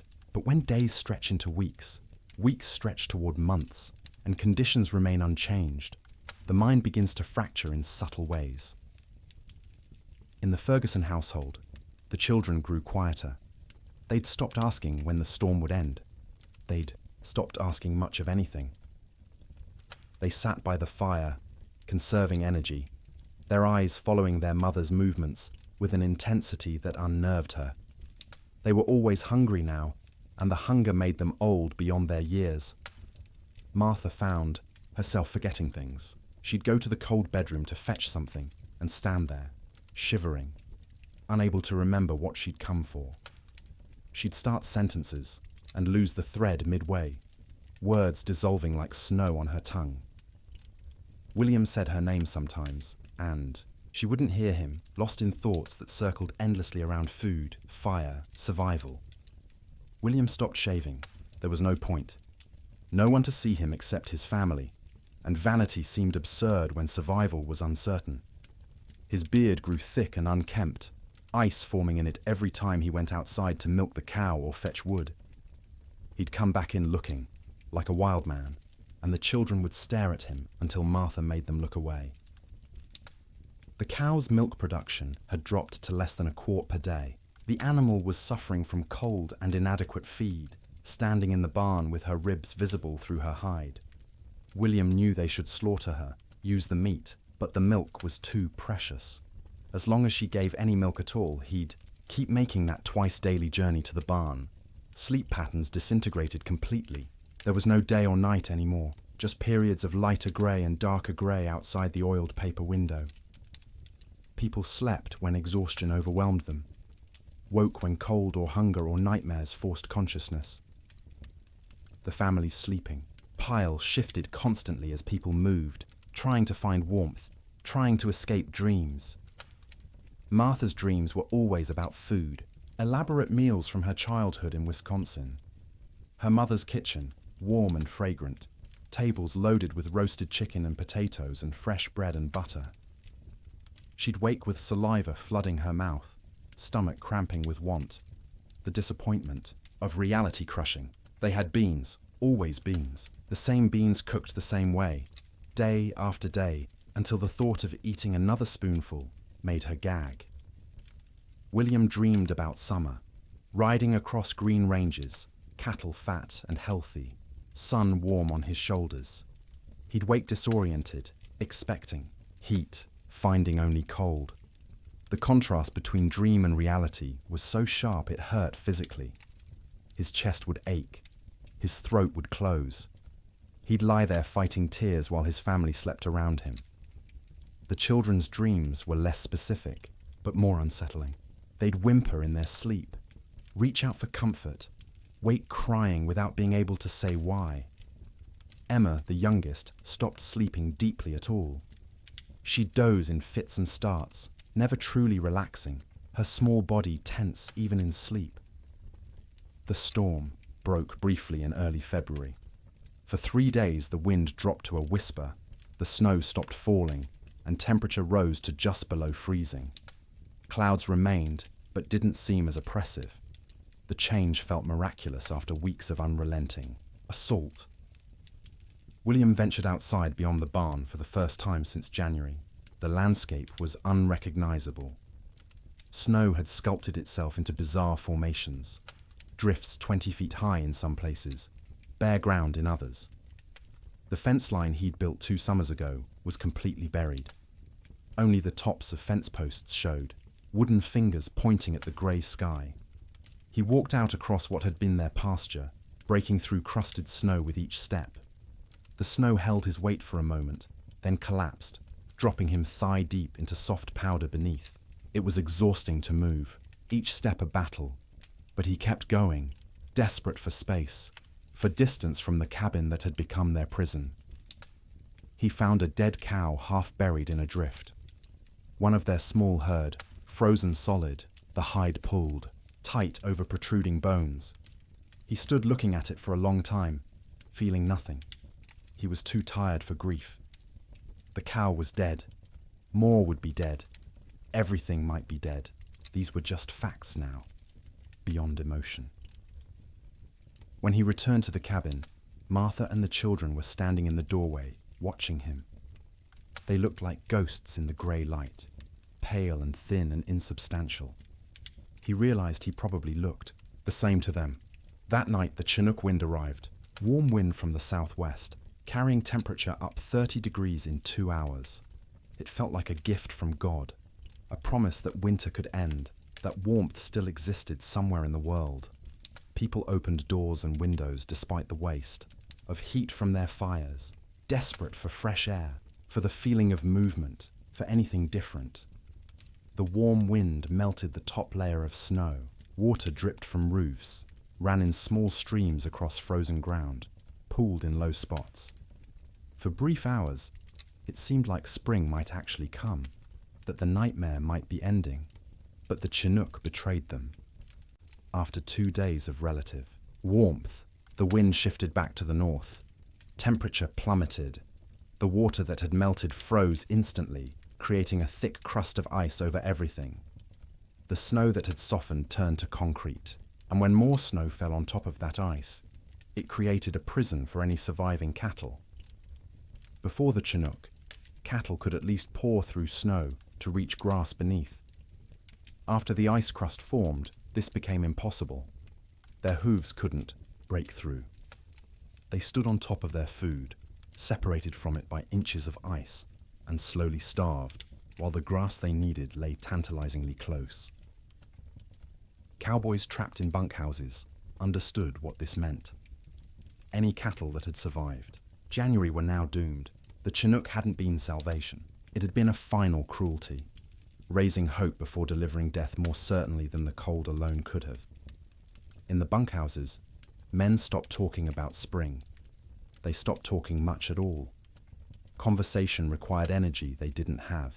They lay in their bunks, wrapped in blankets, emerging only to eat the meager meals old Pete still managed to prepare, or to take their turns feeding the stove. The silence was worse than the earlier noise of men talking and joking and trying to maintain morale. Silence meant defeat. Silence meant they'd accepted that this was how things were now, that normal life was so far away it might as well not exist. Some men slept 20 hours a day. Their bodies had adapted to scarcity by shutting down, reducing all functions to bare minimum. They moved slowly when they moved at all, speaking in monosyllables, their eyes dull and unfocused. They weren't sick, exactly. They were hibernating, human versions of bears in dens, waiting for conditions to improve. Others couldn't sleep at all, too anxious, too frightened, too aware of their situation. They'd lie awake hour after hour, staring at the ceiling, listening to the wind that never stopped. Their eyes developed a particular look, wide and staring, ringed with dark circles. Their hands shook constantly. They jumped at sudden sounds. Old Pete worried about these wakeful men more than the sleeping ones.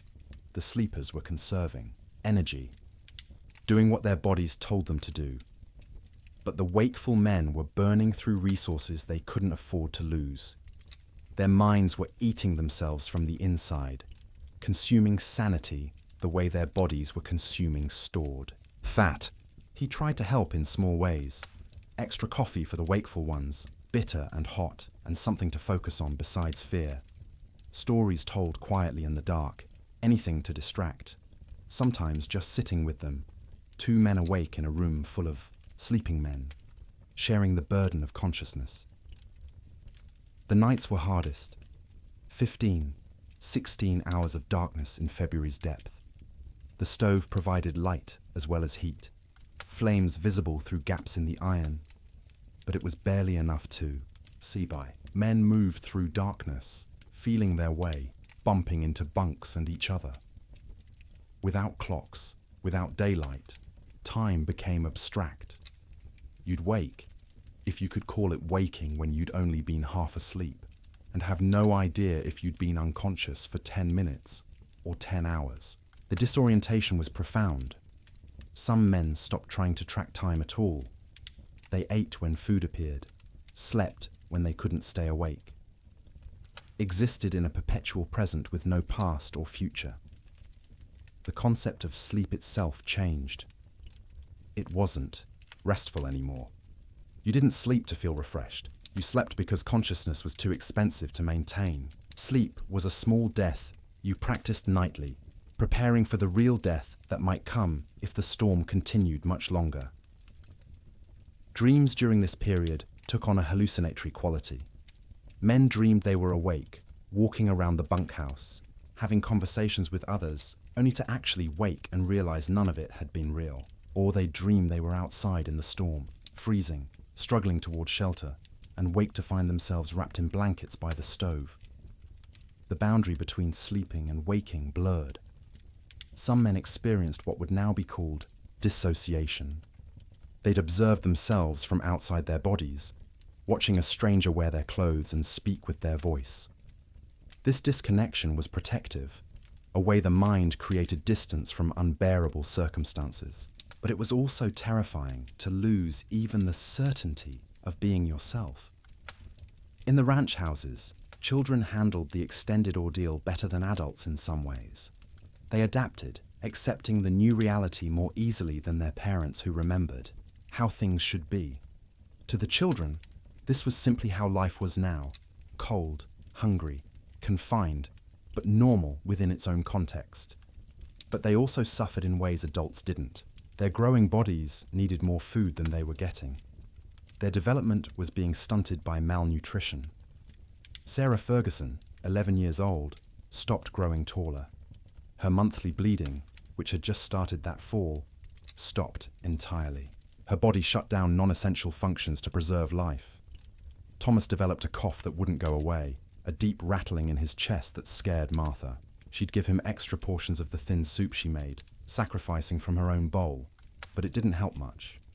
The cough persisted, worsening at night, keeping him and everyone else awake. James, 7 years old, stopped talking almost entirely. He'd answer questions with nods or shakes of his head, but volunteered nothing. He'd sit for hours staring at the fire, his face expressionless.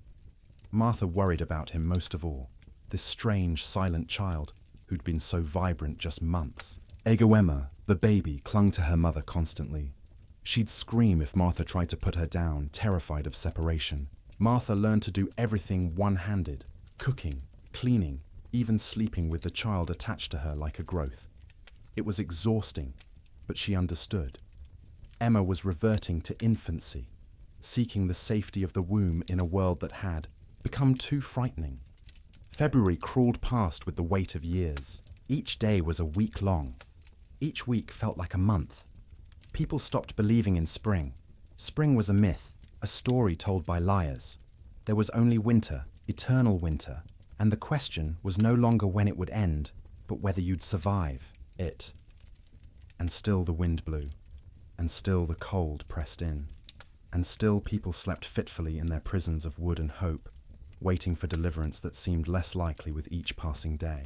Children experienced the great die-up through a lens of confusion and adaptation that was both heartbreaking and remarkable. They didn't fully understand what was happening or why, but they adjusted to impossibility with a flexibility adults had lost. To them, the storm wasn't an economic disaster or a failure of planning. It was simply the way the world had become, and they learned to live in it. Sarah Ferguson, at 11, was old enough to sense her parents' fear even when they tried to hide it. She watched her mother's hands shake when portioning out food. She noticed her father's long silences, the way he'd stare at the fire without seeing it. She understood, in a way her younger siblings didn't, that something was terribly wrong. This knowledge was a burden. She couldn't share it with Thomas or James or Emma because they were too young to understand, and speaking it aloud would make it more real. So she carried it silently, trying to help without being asked, watching for ways to ease the tension that filled the cabin like smoke. She learned to anticipate her mother's needs. When Martha reached for the water bucket, Sarah was already moving, to refill it with snow. When the fire burned low, Sarah added wood before being told. She took charge of Emma when the toddler grew fussy, singing to her, telling her stories, anything to give Martha a few minutes of peace. At night, Sarah lay awake, listening to her siblings breathe, counting breaths, making sure everyone was still, alive. She'd developed an irrational fear that someone would simply stop breathing in the dark and no one would notice. So she stayed vigilant, even when her own body screamed for sleep. She dreamed about school, which seemed like something from another life. the one-room schoolhouse 3 miles from their ranch, where Miss Peterson taught reading and arithmetic to a dozen farm children. Sarah had loved school, loved learning, loved having somewhere to go that wasn't the ranch. The storm had started during Christmas break, and school hadn't reopened.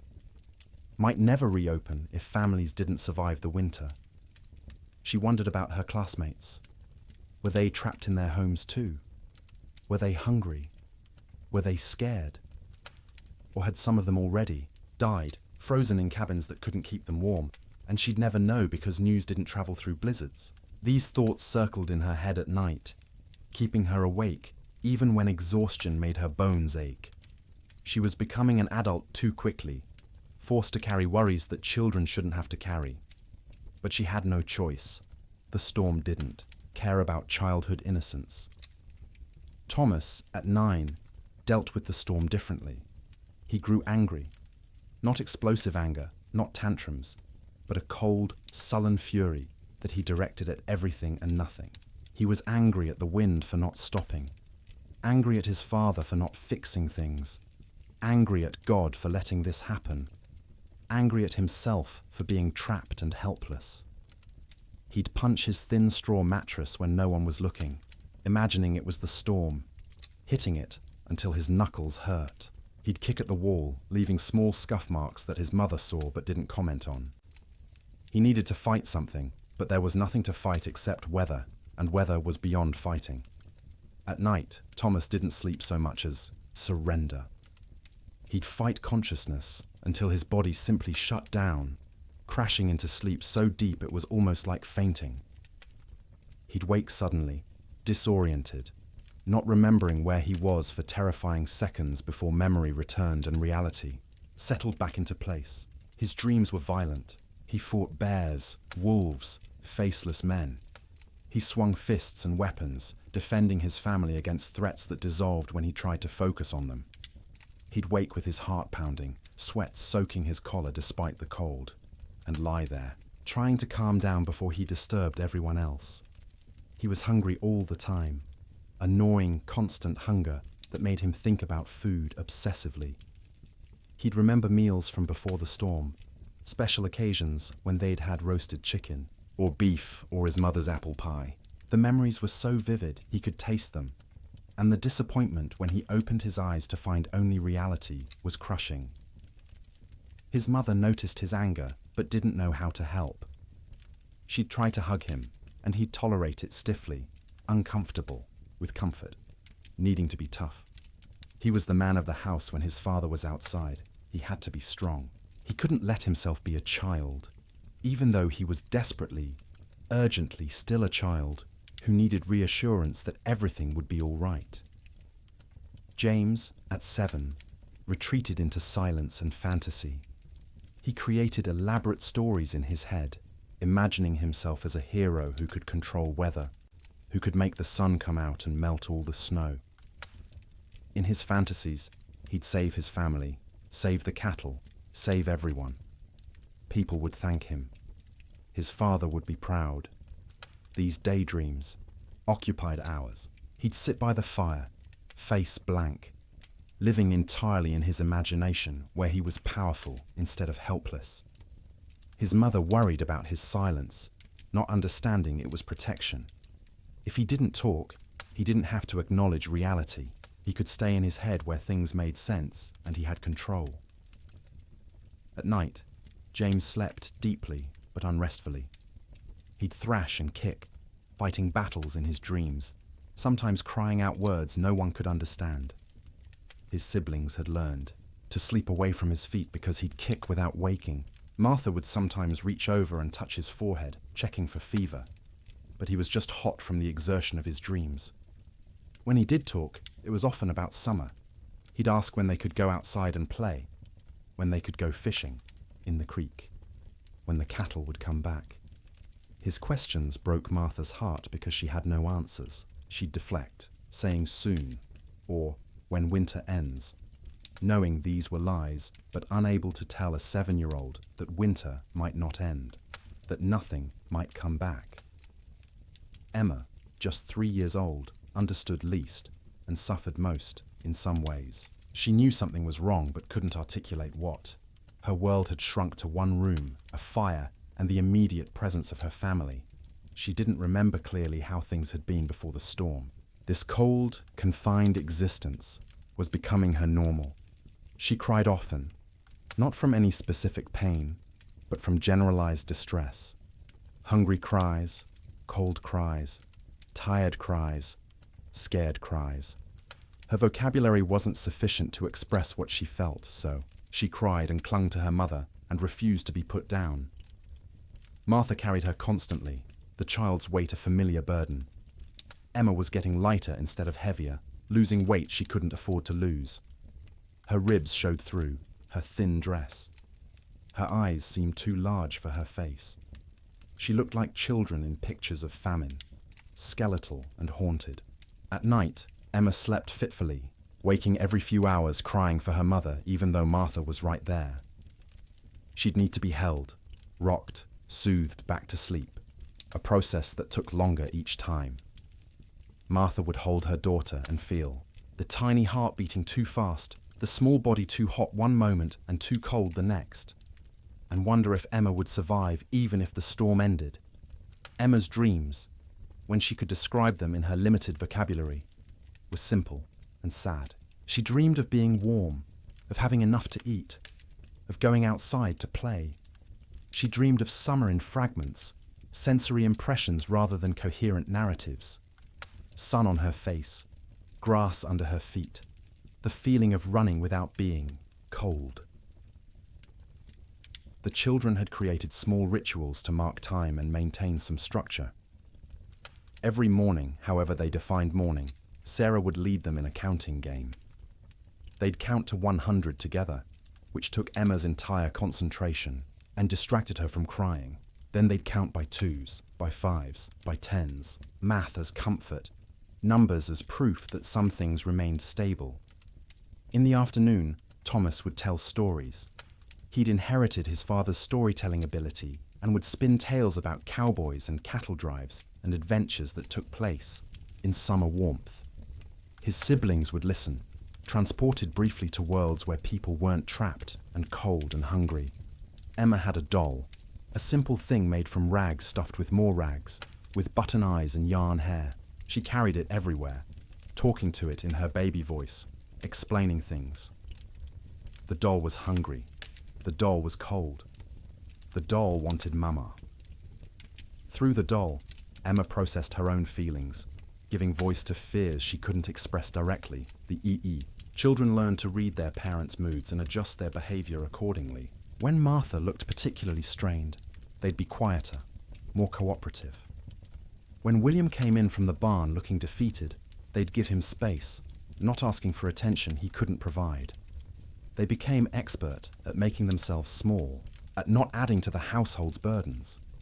But they were still children, and children need play. They'd create games from nothing, counting cracks in the ceiling, making shadow figures on the wall with their hands when the fire was bright enough, building towers from the few wooden blocks they owned, then knocking them down and building again.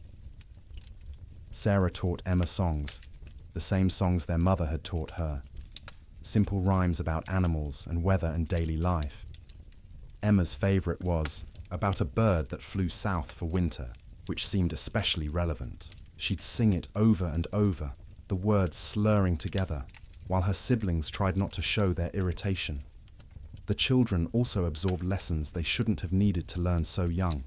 That food was precious and must never be wasted. That fire was life and must be watched constantly. That cold could kill and must be respected. That sometimes adults didn't have answers, didn't know what to do, were as frightened and helpless as children, but had to pretend otherwise. They learned what their parents looked like when pretending to be brave, the slight tremor in their mother's voice when she said everything would be fine, the way their father's smile didn't reach his eyes. They learned to accept these performances without comment, understanding that challenging them would make things worse.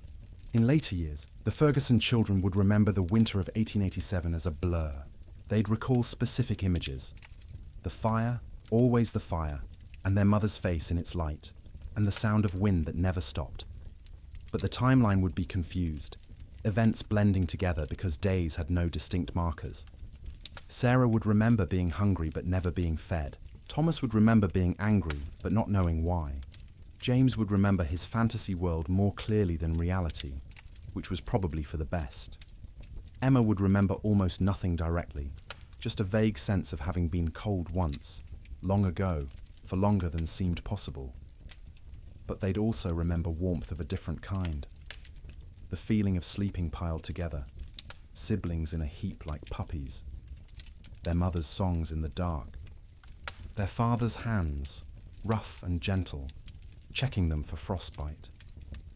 The way Sarah would hold Emma when Emma cried. The way Thomas would share his tiny portion of food, even though he was starving. The way James would tell stories that made them laugh despite everything. Children are resilient, but resilience has costs.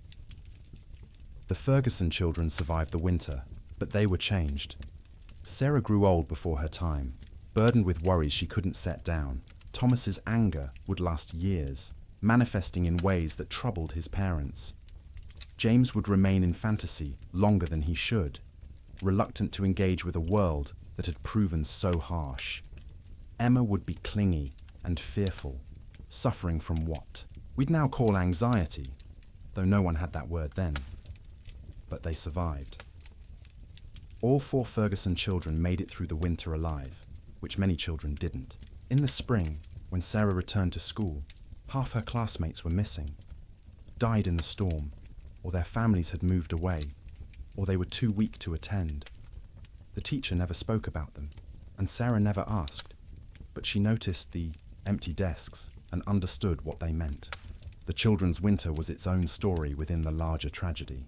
They experienced the same cold, the same hunger, the same confinement as adults, but they experienced it through the lens of childhood, with less understanding but also with adaptability adults couldn't match. They bent instead of breaking, or at least bent further before breaking, and some of them survived precisely because they were young enough to accept the impossible and adapt to it. March came quietly, without announcement or ceremony. The wind didn't stop all at once. The cold didn't break dramatically.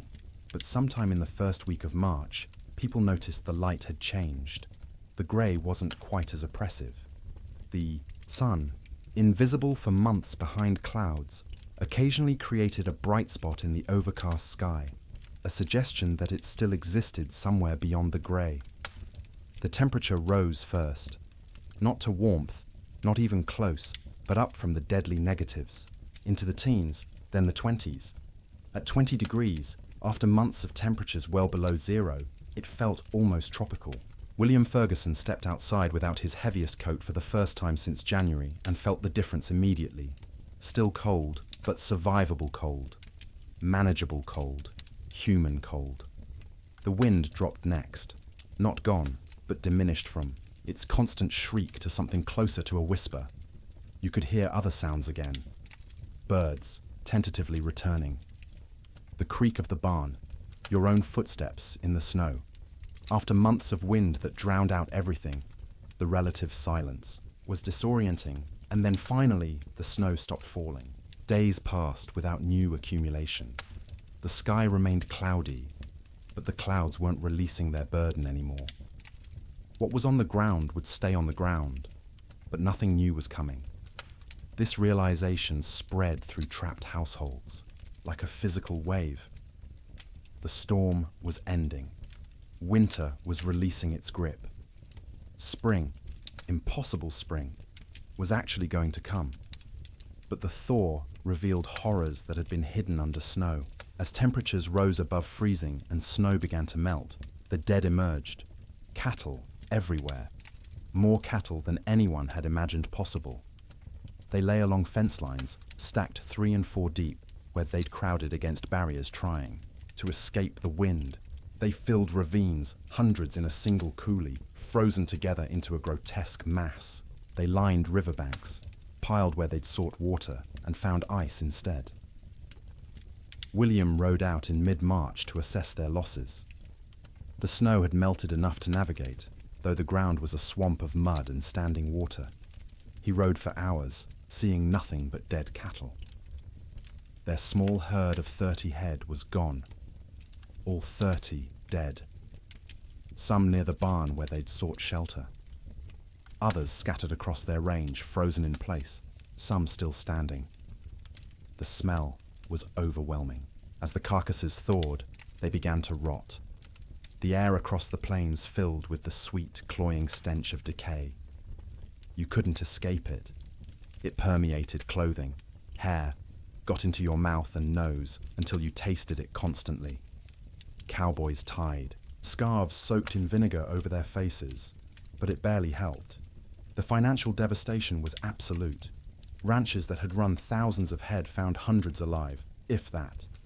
The great cattle companies, backed by Eastern and European money, went bankrupt overnight. Investors who'd expected returns of 20–30% instead lost everything. The boom was over. The cattle kingdom had fallen. But more important than money, more immediate, was the human cost. As spring progressed and travel became possible again, stories emerged. A family in Wyoming had burned their furniture for fuel, then their floorboards, then had frozen to death anyway. A cowboy in Montana had tried to reach town for supplies, got lost in a storm, and was found frozen solid sitting upright on his horse, both man and animal dead. Children died quietly in their sleep, their small bodies unable to maintain heat. Old people died the same way, peaceful endings to hard lives. Young men died trying to help, venturing out into storms to check on neighbors or cattle, never making it back. Women died in childbirth in cabins where no help could reach them. Babies dying with their mothers. The death toll among cattle was calculable, measurable, shocking in its enormity. Estimates ranged from 60 to 90% mortality across the northern plains. Hundreds of thousands of animals dead. But the human toll was harder to count. People died alone in isolated cabins, their bodies not discovered until spring. Whole families vanished. Homesteads found empty when the snow cleared. No trace of where the occupants had gone, or whether they'd survived. Theodore Roosevelt returned to his ransacked ranches and surveyed the ruin of his Western dreams. Cowboys, who'd barely survived, told stories of unimaginable hardship. Ranchers calculated losses that dwarfed their ability to recover. And slowly, painfully, everyone who'd survived began the work of rebuilding. But they rebuilt differently. The open range was dead, killed as surely as the cattle that had grazed it. Ranchers who continued in the business built barns, stored hay, kept smaller herds they could actually feed through winter. They fenced pastures, rotating cattle seasonally rather than letting them roam year-round. The cowboy, as romantic figure, driving vast herds across unfenced prairie, became a relic of a past that had ended in ice and death. The survivors were changed. Martha Ferguson emerged from that winter 20 pounds lighter, her hair gone grey at 32. William's hands shook for months afterward, trauma expressing itself in tremors he couldn't control. The children carried scars that wouldn't show. For years, psychological wounds that would shape their entire lives, but they'd survived. All of them. The Ferguson family made it through intact, which was more than many could say. And as spring truly arrived, as green grass pushed up through mud and trees began to bud and the sun returned with actual warmth, they began to remember what life could be. The first night Martha slept without waking every few hours, checking on her children. She woke feeling guilty for having rested. The first morning, William went outside and wasn't hit by killing cold. He stood in the barn doorway and cried. The children, resilient as children are, adapted more quickly. They ran outside in bare feet, feeling grass beneath their toes, relearning, joy they'd almost forgotten. Sleep in spring was different from sleep in winter. The fear was gone, the vigilance unnecessary. People slept deeply for the first time in months, their bodies finally feeling safe enough to truly rest. They slept for 10 hours, 12 hours, catching up on sleep debt accumulated over winter. They woke refreshed, amazed at the feeling, remembering what normal had felt like. but the dreams remained. For years afterward, survivors would wake from nightmares about the winter of 1887. They'd dream of being trapped, of being cold, of hearing cattle die, and being unable to help. These dreams would fade over time, but never entirely disappear. The winter had carved itself into their psyches, a permanent scar. And now, dear traveller through this story, we've reached the end of our journey through the coldest winter in wild West history. We've walked with cowboys in their bunkhouses, huddled with families around failing fires, witnessed the death of cattle and dreams, and an entire way of life. The Great Die-Up of 1887 was catastrophic. It killed hundreds of thousands of animals, bankrupted fortunes, and ended the era of open-range ranching forever. But more than that, it tested human endurance in ways few events ever have. It asked people to survive the unsurvivable, to sleep, in conditions where sleep seemed impossible, to maintain hope when hope was absurd, and they did. Not all of them, not even most of them without terrible cost, but enough survived to tell the story, to rebuild, to ensure that the lessons learned would protect future generations. As you lie in your warm bed tonight, safe from cold and storm, let yourself feel the profound gift of that warmth. The pioneers of the Wild West would have considered your comfort miraculous, impossible luxury beyond imagining. Central heating, insulated walls, blankets made in factories rather than woven by hand. You live in the future they could only dream of, the safety they fought to reach. Their struggle made this possible. Every improvement in building techniques, every advance in weather prediction, every system we have now to survive winter grew from lessons learned in disasters like the Great Die-Up. They suffered so that eventually people wouldn't have to suffer, so that sleep could be restful rather than survival, so that winter could be endured without terror. Let their memory settle over you gently now. Let the wind that screamed across the Montana plains become the whisper of your fan. Let the cold that killed become the pleasant coolness of your air conditioning. Let the hunger that gnawed at them become the satisfaction of knowing you can eat when you wake. You are safe, you are warm, you are comfortable in ways they couldn't have imagined. And as you drift towards sleep, carry with you gratitude for that safety. Honor their endurance by appreciating what you have. Remember their suffering by cherishing your comfort. The winter of 1887 is over. It has been over for more than a century, but its story remains, a testament to human resilience and the terrible power of nature. The cowboys and ranchers and children who lived through it are long gone, but their experience echoes forward to us, teaching us about survival, about courage, about the precious gift of a warm place to sleep. So sleep now, deeply and peacefully. Let the weight of blankets comfort rather than burden you. Let the darkness be restful rather than fearful. Let your dreams be gentle rather than haunted. The storm has passed. Spring has come. The long winter night is over, and you, in your warm bed, in your safe room, can rest without fear, can close your eyes without vigilance, can surrender to sleep, knowing you'll wake to warmth and safety. The Great Die-Up claimed so much, so many cattle, so many dreams, so much hope. But it couldn't claim everything. It couldn't kill the human capacity to endure, to adapt, to survive impossible conditions, and emerge, if not unscathed, then at least alive. Still capable of love, still capable of rebuilding, still capable of hope. That resilience lives in you too. You carry it in your genes, inherited from ancestors who survived winters and storms and hardships we can barely imagine. Their strength is your strength. Their determination is your determination.